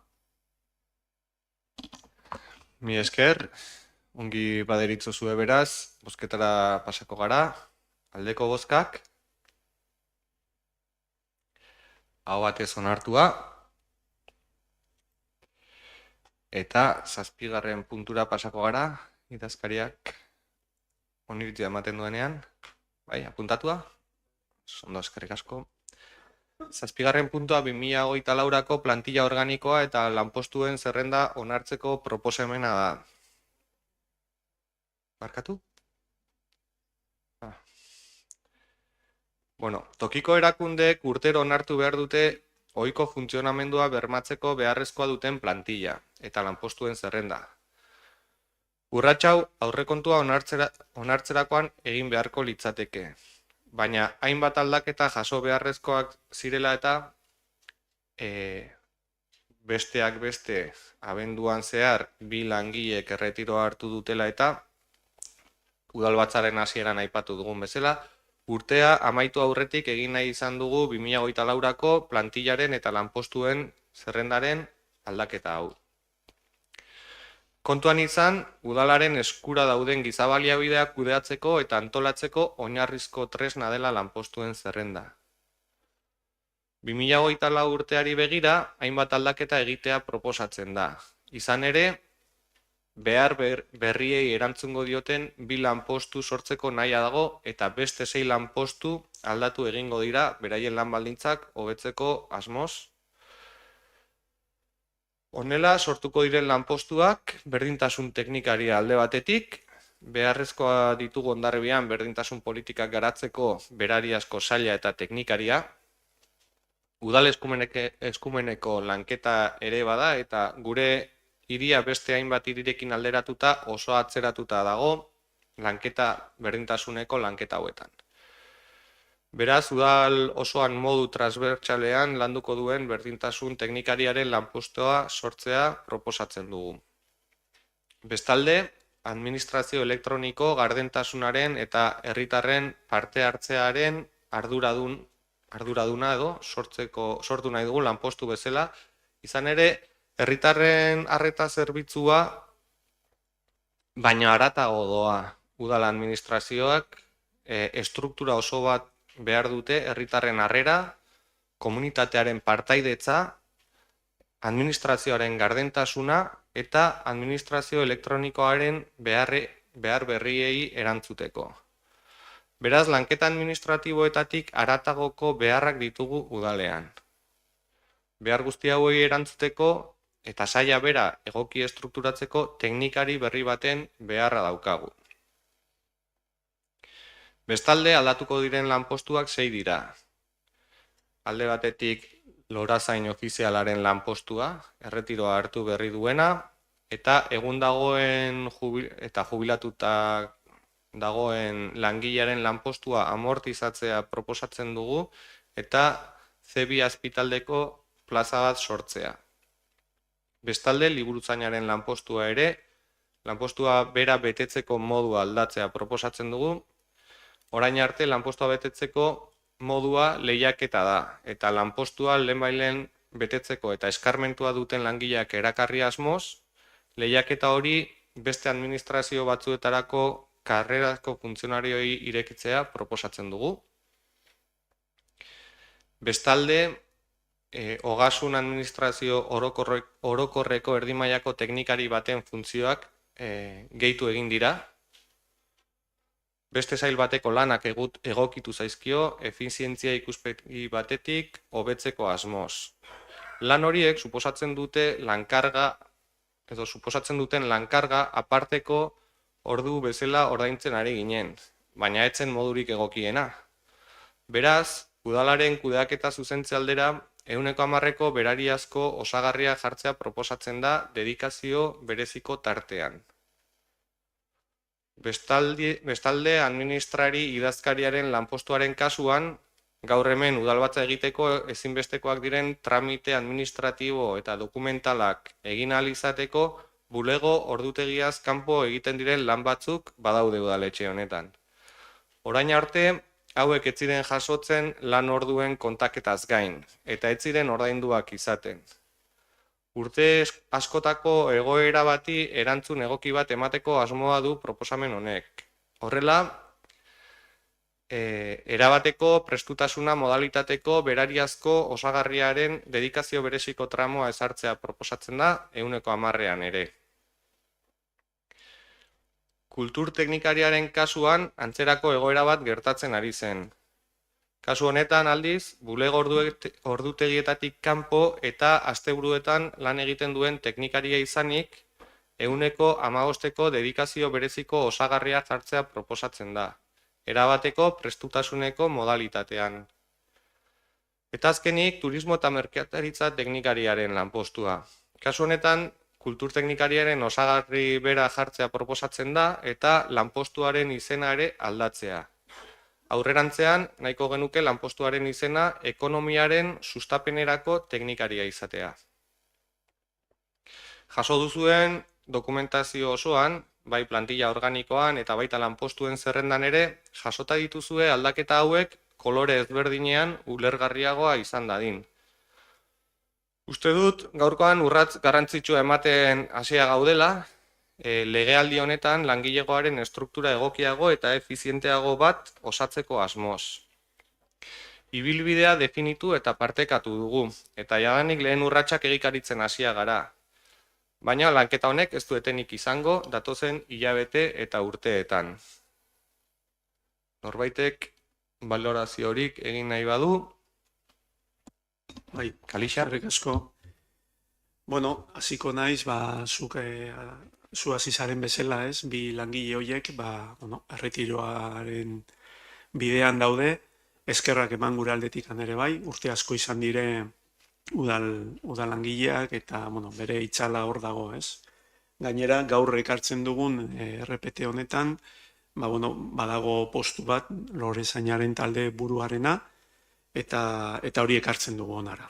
Aipatu dituzu datu guztiak, ez da beharrezko errepikatzea, batzuk osagarriak, beste batzuk izenburuak aldatu edo taldeak, langile postu horiek osatzea. Gu gobernuan ginela, Abotsanitz taldetik bai jasotzen genuen nolabait kritika interinitate tasa igotzen zelako. Binon jakitun ginen beharrezkoa zela epe motz batean, eta naiz eta interinitate tasa hori igo, denbora pixkat eman da, interinitate tasa hori jetxiko dela. Eta batzordean horren inguruan itzein genuen, ez? Beraz, iraganik,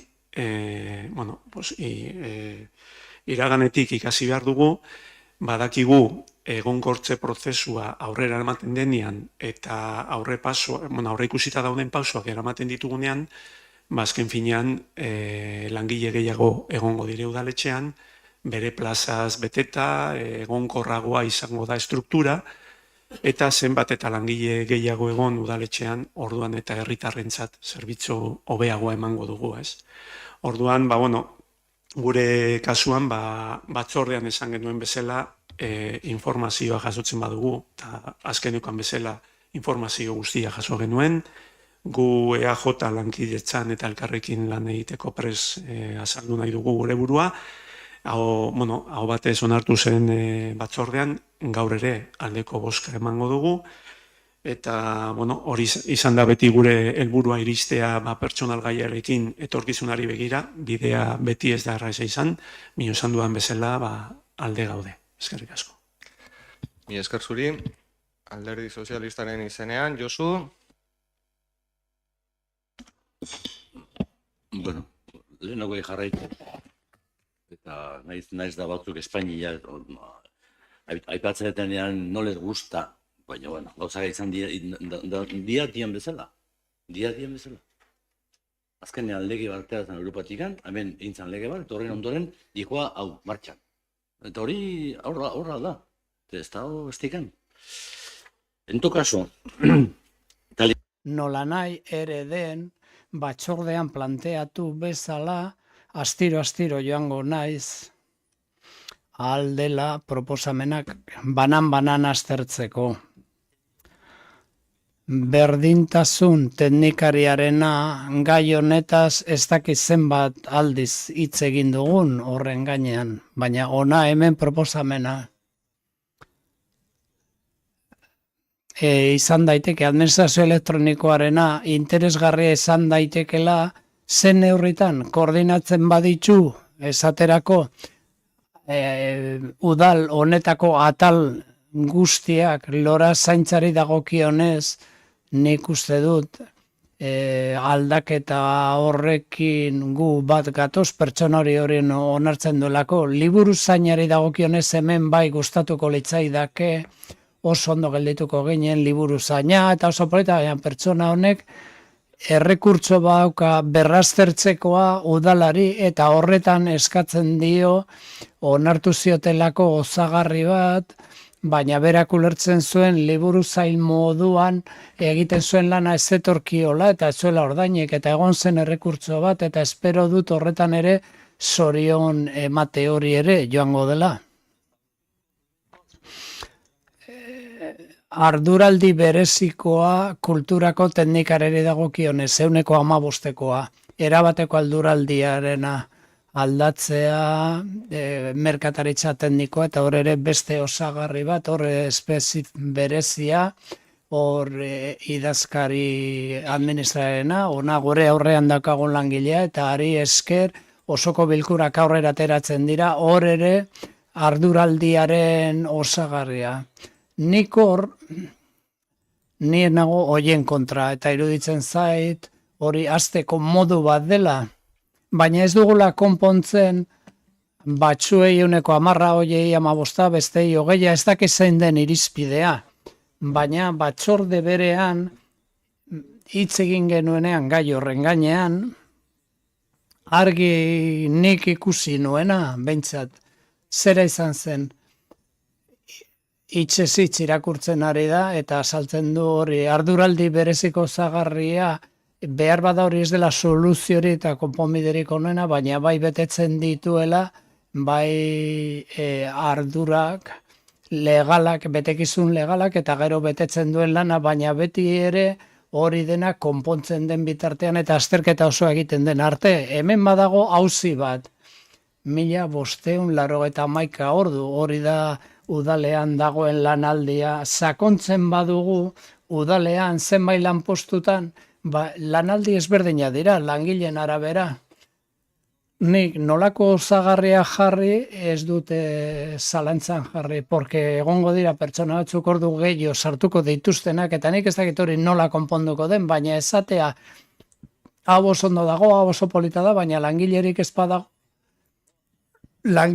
badago, azkenean osagarri hori jasoko duen pertsonan ondoan ez badauka, beste langilerik biren lan egin beharko du, eta behar bada osagarri hori ezberdina izan behar luke.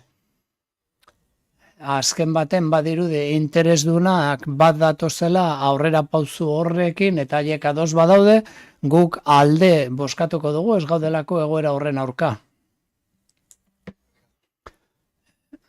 Ezenean, Josu mesedez italiko duzu. Bai, kaixo, arratsaldeon, lehen esan dugun bezala, udale administrazio sendo bat behar dugu, eta hori erabaki politiko bat da, gobernatzen duenarena. Bi teknikari berri sortuko dira, bereziki baten eskaera, eta galdetu egin dugu, 12 urte baino gehiago eskatu du Bilduk, berdintasun teknikari bat kontratatzea gure udalean. Ez du inongo legeak inposatu edo arautu borondatea. Borondatea, benetan, gure herrian ere berdintasun politikak aurrera eramateko. Baita ere, daigarria iruditzen zaigu, eta azken finean udalak daukan langileria adierazten dulako ze neurri, ze politikak eraman nahi ditugun aurrera, eta lehengoagatik, esan bezala, berdintasun teknikari bat.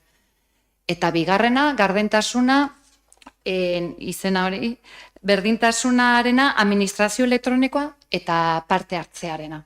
Iruditzen zaigu ere adierazgarria benetan udalak ze politikak eraman nahi ditun herri mailan, ze eman nahi dituzun politikaren araberako langileria behar dezulako. Eta ulertzen dugu ere, 21. mendeko udala izan nahi baldin badugu, bestelako enplegu mota, bestelako lanpostu motak ere sortu beharko direla. Beraz, azkenean, berdintasun teknikariarena martxan jartzearena pozgarria. Eta gainera guztien adostasunarekin eta guztiok ados behar dula izan. Batzuk egiten dute bidea eta 12 urte behar izan dira, baina hemen denak azkenean ados gaude eta hori txalotzekoa da. Gero aldaketei buruz, aldaketak ulertzen dugunaren gatikan bereziki doaz hori errekurtsoak ebitatzera.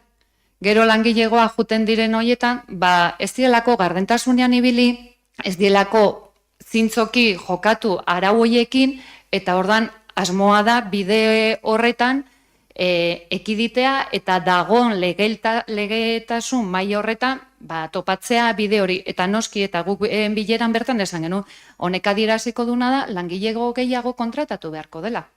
Hori ere argi dago.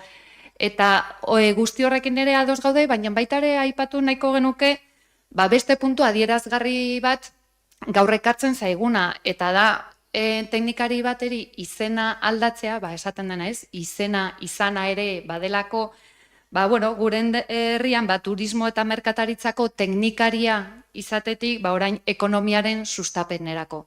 Horrekin ere gu erabat ados gaude, argi daukagulako gure herria ez dela bakarren merkataritza eta ez dela bakarrekan turismoa eta bestelako lehenengo sektorea eta bigarren sektoreare bultzatu behar dugula. Eta argi daukagu guzti hau borondate politikoa da eta hau da mamia eta hau da edukina. Eta horregatik erabat alde ere bozkatuko dugu. Eskerrik asko. Zentzu batean erantzuteko beharra ikusten dut hasiko naiz pixka bat osagarrien inguruan, eta uste dut batzordeetan eta daukazuen dokumentazio mardulean ondo jasota dagoela, uste dut esplikazioa egin dugula modu ulergarri batean, xehetasun gehiegitan sartu gabe, zeren hor lanpostuen kalifikazioak eta oso termino teknikoak izaten dira askotan. Baina osagarrien inguruan esan nahi nuke, azkenean kudeaketa ikuspegi batetik zuzenketa bat dela gaur hemen bozkatzera gatozena, izan ere orain arte egiten ari ginen sisteman modu ez egoki batean egiten ari ginen, aparteko orduak eta akumulatzen ziren orduak, baina bereziki eta diferentzia bat, 1,10 eta 1,5 ez dela ulertzen aipatu da, eta uste dut, esan dudala egin dudan azalpenean, baina argituko dut. Hemen bulegoko ordutegi batzuk badaude, eta bulegoko ordutegi horietan lan egitea nahi dugu. Administrari edo erdi mailako teknikarien kasuan bereziki, baina aipatu ditugu baita ere badaudela beste langile batzuk asteburuetan eta arratsalde edo gauetan lan egitera behartuta daudenak bere lanaren ezaugarriak horrela behartzen dutelako. Eta horien kasuan 1,15koa izango da osagarria. Ez baitugu uste astelehenetik ostiralera lan bulegoetako ordutegian naiz eta ordu gehiago batzutan sartu, berdina denik asteburutan edo arratsalde gau partean lan egitera behartuta daudenen kasuan. Eta azterketa oso sakona da eta hor eranskinetan ikusi ahalko zenukete aurreko urteetan langile horiek egindako lanaren ondorioz jaso dituzten aparteko ordu bezala edo berariazkoak ez ziren lan bezala jaso dituzten ordainsariekin bat egiten dutela gutxi gora bera proposatzen diren osagarri hauek, baina beti ere eskuzabal jokatuz beti ere pixkat gainetik.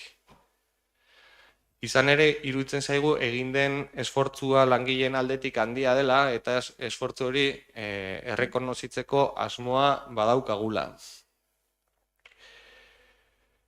Bukatzeko bai esan nahiko nuke honek eragingo duela efizientzia bat udalean. Azken finean, langileak bere lan ordutegiz kanpo lan egiten duen langileak txosten bat egiten du niri bidaltzen dit sinatzera, gero kontu hartzaileak bidaltzen dit beste txosten bat modua ez dela egokia eta berriro hori ere sinatu barut eta uste dut hemen gaudela departamentuen artean txostenak egiten eta inefizientzi batzuk eragiten ditu. Eta hau da neurri bat inefizientzi horiei ere aurre egiteko eta ez gaitezen ibili denak txostenak egiten nahiko lan ematen digutena gure eguneroko lanketan eta honekin aurreztu baditzakegu tramite horiek aurrera. Eta ez da amaierako konponbidea, eta adierazi izan dizuet eta txostenetan ere horrela jasotzen da ez. Lanpostuen balorazio objektiboa beharrezkoa daukagu. Beharrezkoa daukagu langileen egoera bere osotasunean aztertuko duena eta langilegoaren baldintzak bere osotasunean baloratuko dituena. Eta hori badakigu aurten martxan jarriko dugula kontratazio baten bitartez, eta ez dakit 2024ean martxan jarriko dugula kontratazio baten bitartez, eta 2024 urte amaierarako edo 25eko lehenengo 3 hilabeterako lanketa hori egina egon beharko duela, eta lanketa horren ondorioz egin beharko ditugula modu objektiboan udal honetan dauden lanpostu guztien beharren araberako aldaketa batzuk. Hori da behar dugun tresna, baina horrek ez du kentzen bidean ere egoera ez egokiak zuzendu behar ez ditugunik. Eta gaurko urratsa horretara begirakoa da. Eta azkenik aipatu nahi nuke liburuzainaren kasuan zoriontzearen aipamen hori egin dena. Begira, Josu, nik bai eskertuko nizuke edo eskatuko nizuke, zuk ondo esan duzun bezala liburuzainari osagarri bat jarri zitzaion 2023ko maiatzean ez banago oker, eta begiratzazu mesedez zer bozkatu zenuen egun hartan. Eta 2023ko maiatzean aldatua izan zen eta udalbatza honek oniritzia eman zion erabaki bati, nik etorri eta beste erabaki bat hartzea ez dut uste oso zilegia zenik, izan ere hemen erabakiak demokratikoki hartzen dira ados egon edo ez egon. Baina behin erabakiak hartzen direnean erabaki horiek egikaritu egin behar dira. Eta noski, eskerrona gaur adierazi diot liburuzainari publikoki hemen, liburuzainari eta lorezaina arduradunari ere, pertsonalki ere adierazi diot, eta behar bada egin behar den beraren errekurtsoaren erantzunean jasotzea eskerrona ez daukat inolako zalantzarik. Orain, erabaki bat hartu zen udalbatza honetan 2023ko maiatzean, eta ez goaz 2023ko abenduan guztia eraldatu, udalbatza honek demokratikoki hartutako erabaki horiek guztia eraldatu baizik bagoaz konpontzera ditugun inefizientziak. Eta hori da egiten ari gerena gaur. Eta horregatik, eta EAJ taldetik ere proposatu denez, egonkortasunaren ikuspegitik edo hausnarketa bat, ongi baderitzozue puntu hau bozkatuko dugu eta gobernu organoen kontrolean, aipamen bat egin nahiko nuke ikuspegi horretatik 2023ko enplegu publikoaren ikuspegitik, uste dut horretan ere urrats nabarmena egin dugula eta. Ados? Bozkatzera pasako gera puntu hau, 2024ko plantilla organikoa eta lanpostuen zerrendaren onartzeko proposamena, aldeko bozkak, hau batez onartuta, eskerrik asko. Eta ondorengo puntuan, gobernu organoen kontrolean, ongi baderitzozue, aipamen bat egin nahi nuke, izan ere batzordean, udalak kudeatzeko batzordean aipatu genuen, baina gaur gaia ere atera denez, Eta aste honetan bertan tokiko gobernu batzordeak onarpenera eraman duenez, aipatu nahiko nuke 2023-rako landu den lan eskaintza publikoaren dokumentua.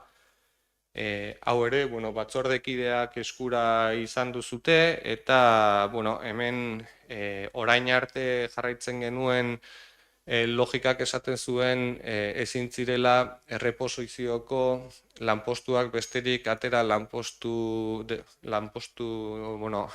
eskaintza publikoan, barkatu. Eta, lehen aipatu ditut, abenduan 2 langile erretiratu direla, baina udaldean ere beste langile bat erretiratu zenez, urten printzipioz 3 lanpostuko deialdia egin ahalko genuke, baina 2023ko aurrekontuen legeak jasotzen zuen lehen Kalixak aipatu duen egonkortze prozesuak, hau da, helburua, eta Josuk ere aipatu du, Europar Batasunak ezarri zuen, bada urte batzuk, 108ko aldi baterakotasun maila izan behartzela gehienez administrazio publikoetan, eta 2023ko aurrekontu legeak aurrikusirik zenbait administrazio publikok egingo zituen egonkortze prozesuetatik ez zela iritsiko 108ko aldi baterakotasun maila horretara, salbuespen egoera bat jarri zuen edo ahalbidetu zuen, non urtean hitzeko plangintza bat eginda, berariaz egonkortze prozesuan jaso ez ziren hainbat lanpostu deialdi publiko bitartez esleitu ahalko ziren. Eta hori baliatuz egin dugu tasa espezifikoa justifikatzeko urtean hitzeko plangintza bat, eta plangintza horretatik 3 lanpostu, erreposizioko 3 lanpostu horiek izan beharrean, 30 lanpostu sartu ditugu deialdi publiko honetan. Eta, lehen aipatu da ez, iritzi politikoak edo politika dela deialdi hauek egiterako garaian nabarmentzekoa direnak, eta bai izan dugu asmoa 30 lanpostu horietatik 5 barne promozio bitartez betetzeko lanpostuak izango lirateke, eta gero turno librean edo deialdi librean jasoko lirateke gainerako 25 lanpostuak, ez? Eta txanda ireki horietan desberdindu ditugu sarrera orokorreko 21 lanpostu eta ezgaitasuna duten pertsonentzako erreserbatzea 4 lanposturako deialdia. Beraz, jorratuko genituzke barne sustapeneko 5 lanpostu, gehi 21 sarrera orokorrekoak turno librean, eta turno librean ere, edo txanda irekian, ez gaitasuna dutenentzako 4 lanpostu bideratuko dira, aste honetan bertan onartu den lan eskaintza publikoan. Honi aldaketa bat egin behar diogu, 2023ko lan eskaintza publikoari aldaketa bat egin nahi diogu, izan ere, gaur aho batez onartu berri dugun, edo ditugun, berdintasun teknikariaren lanpostua eta parte hartze gardentasun eta administrazio elektronikoko teknikariaren lanpostuak ere ezin izan genitun sartu, urtea amaitu baino lehenagotik indarrean ez delako egongo, gaurko erabakia, beraz, indarrean sartzen den egunetik aldatuko dugu 2023ko lan eskaintza publikoari dagokion dokumentua eta beste 2 lanpostu horiek ere bertan txertatuko ditugu. Beraz, egin da aurrikuspen bat, egonkortze prozesuetatik beteko diren lanpostu ez gain, 3 urteko epean nola lortuko dugun edo nola bideratuko dugun 108ko alde baterakotasun maila horretara iristeko plangintza egin dugu eta dokumentazioa, batzordekideek dokumentazioa baduzuten bezala, beste edozein zinegotzik beharko balu ere, eskura dauka eta herritarrek ere eskura izango duzute, aste honetan bertan onartua izan den 2023ko enplegu publikoaren eskaintzari buruzko informazio guztia. Galderarik edo baldin badago honen inguruan, uste dut txertatzen dula pixka bat lehen hitz egiten aritu garen debatea eta baliatu nahi nuen aukera. Osondo, zortzigarren puntuari dagokio 2023ko 3.488 zenbakia duen dekretutik 3.719 zenbakira bitarteko alkate dekretuen berri ematea, galderarik baldin badago, hauen inguruan. Bestela ongi badiritzozue, 9. puntura pasako gara, erreguta galderena, eta horretan alderdi sozialistak helarazi ditu bi galdera, eta zuei eman nahi nizueke hitza.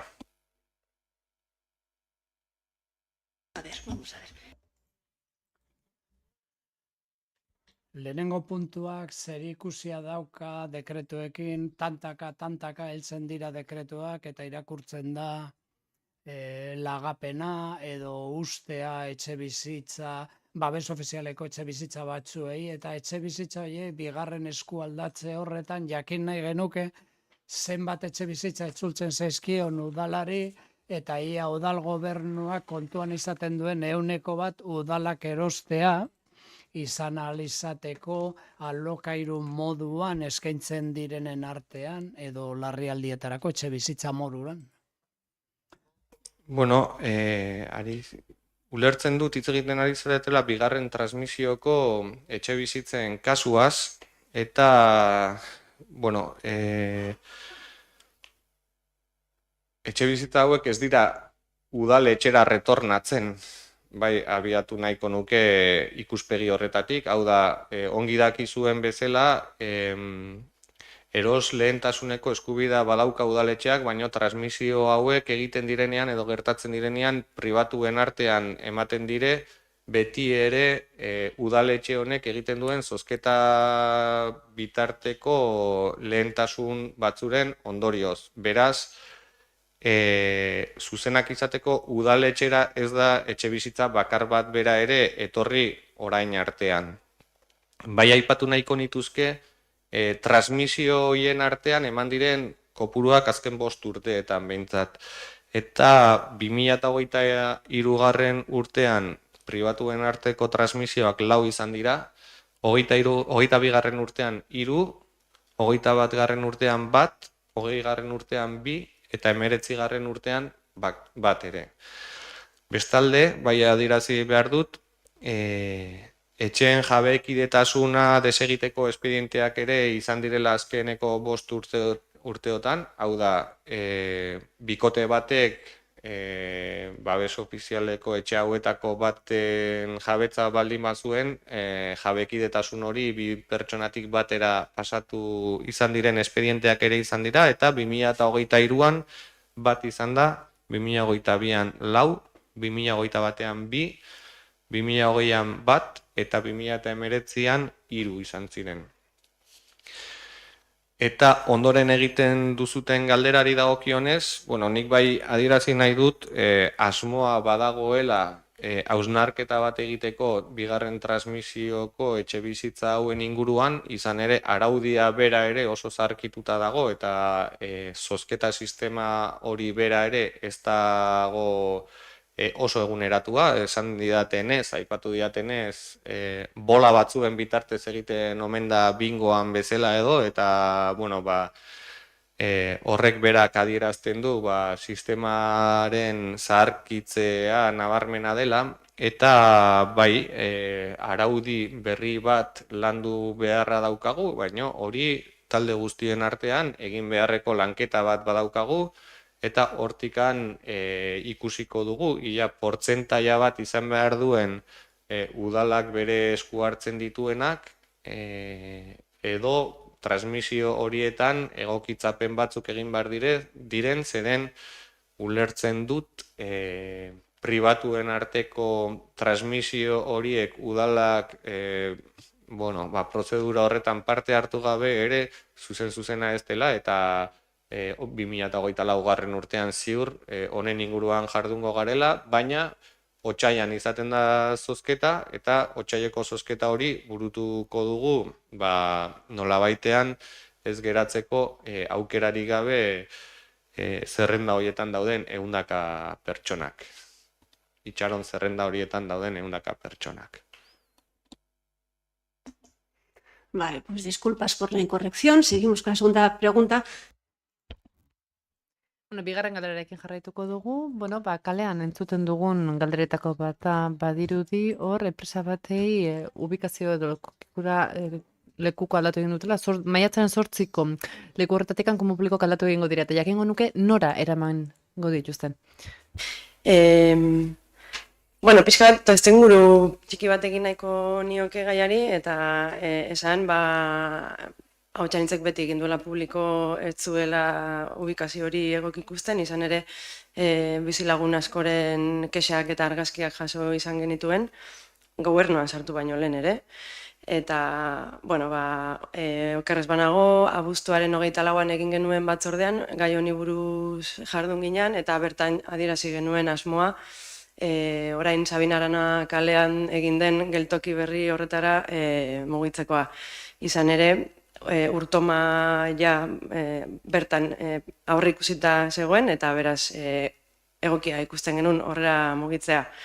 Egia da, batzorde hortan ere, jaiak eta gero hasiko ginela komentatu zen, baina, bueno, bidean topatu ditugu hainbat gauza kurioso, eta horrek atzeratu du prozesua, izan ere, mugitzeko dena prest genuenean konturatu ginen, Sabino Arana kalean ez dagoela elektrizitate hornidurarik, eta beraz, edo Bidasoa kaletik ekartzen genuen, edo Javier Ugarte kaletik ekartzen genuen.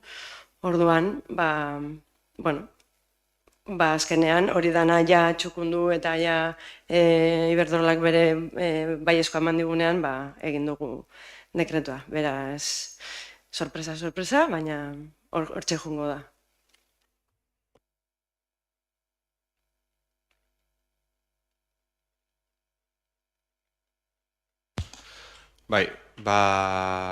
Besterik ez badago? Ez dugu erregistroan sartu eta beraz orain ez bada erantzuten ez dago arazori, baina galdetu nahi genuela. Duela hilabete batzuk dekreto bat ikusi genuen, agintaldi plana enpresa bati esleitzen zitzaiola, uste dut Mundu Mira komunikazioa da, 12.000 euroko aurrekontuarekin, eta agintaldi plana egiteko lanketa edo laguntza eskaintzen zen. Eta joan den astean Abotxanintzek egindako herri batzarrean agintaldi planaz azalpenak emango zirela edo ikusi dugu, eta kurioso egin zaigu, udaletxearen diruarekin kontratatu den lanketa bat, oraindik udaletxeari edo korporazioari eta izkiola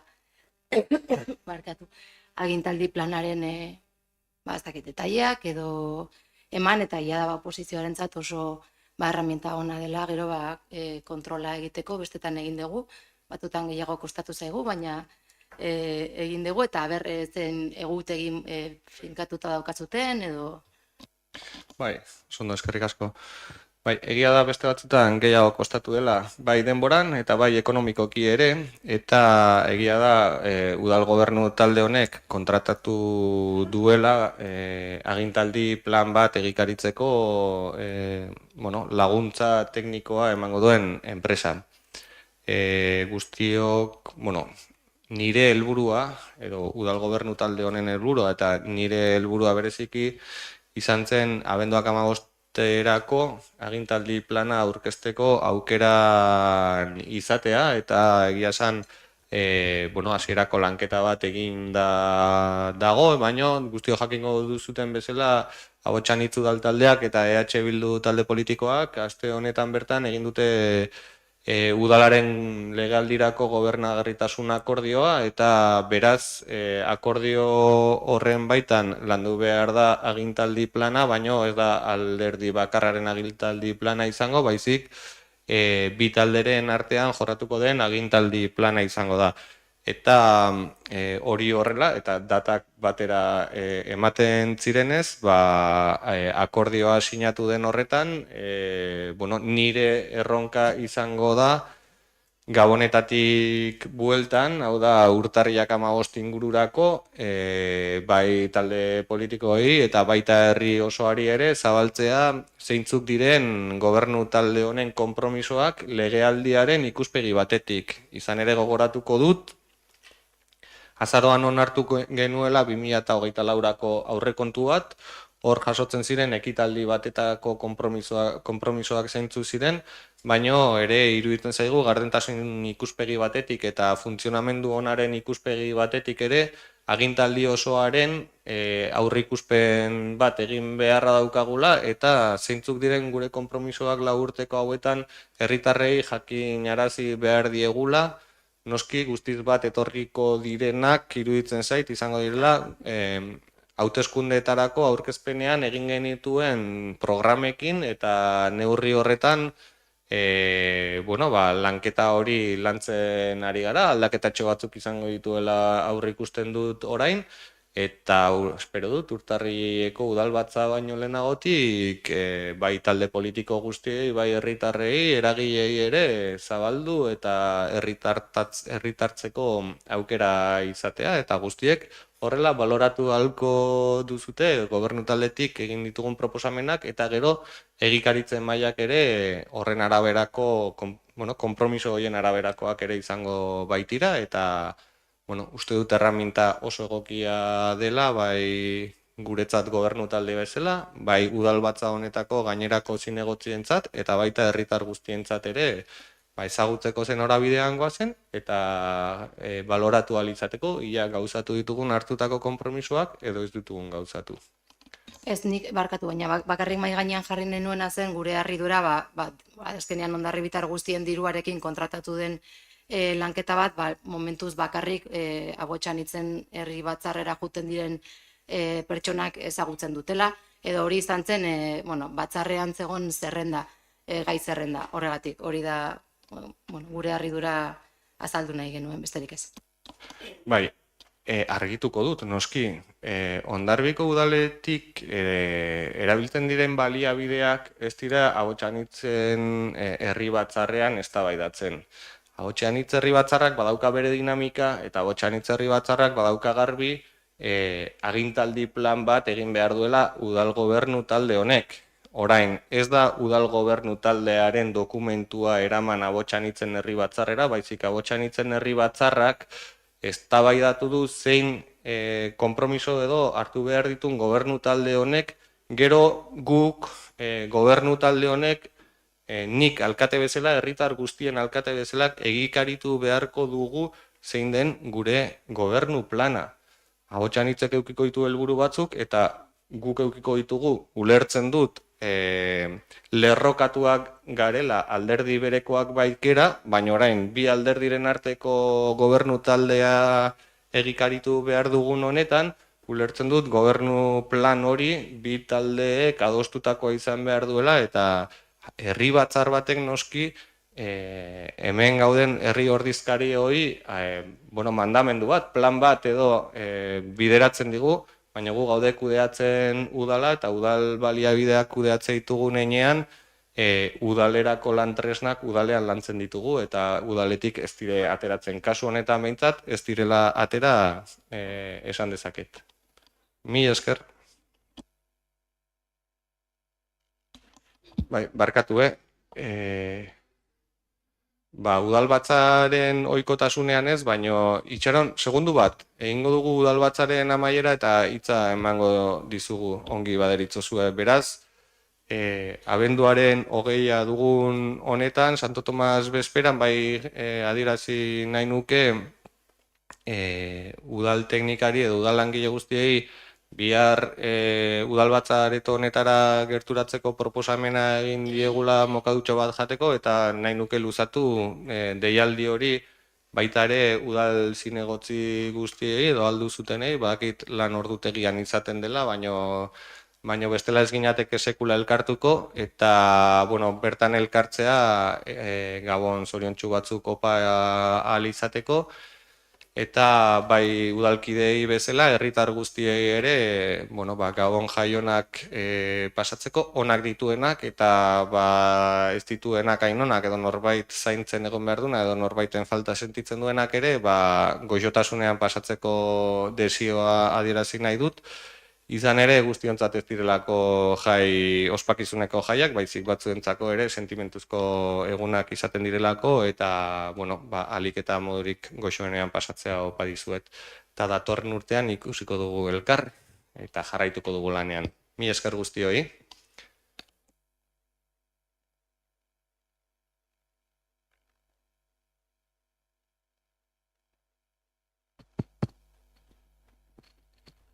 Arratsalde baino gehiago,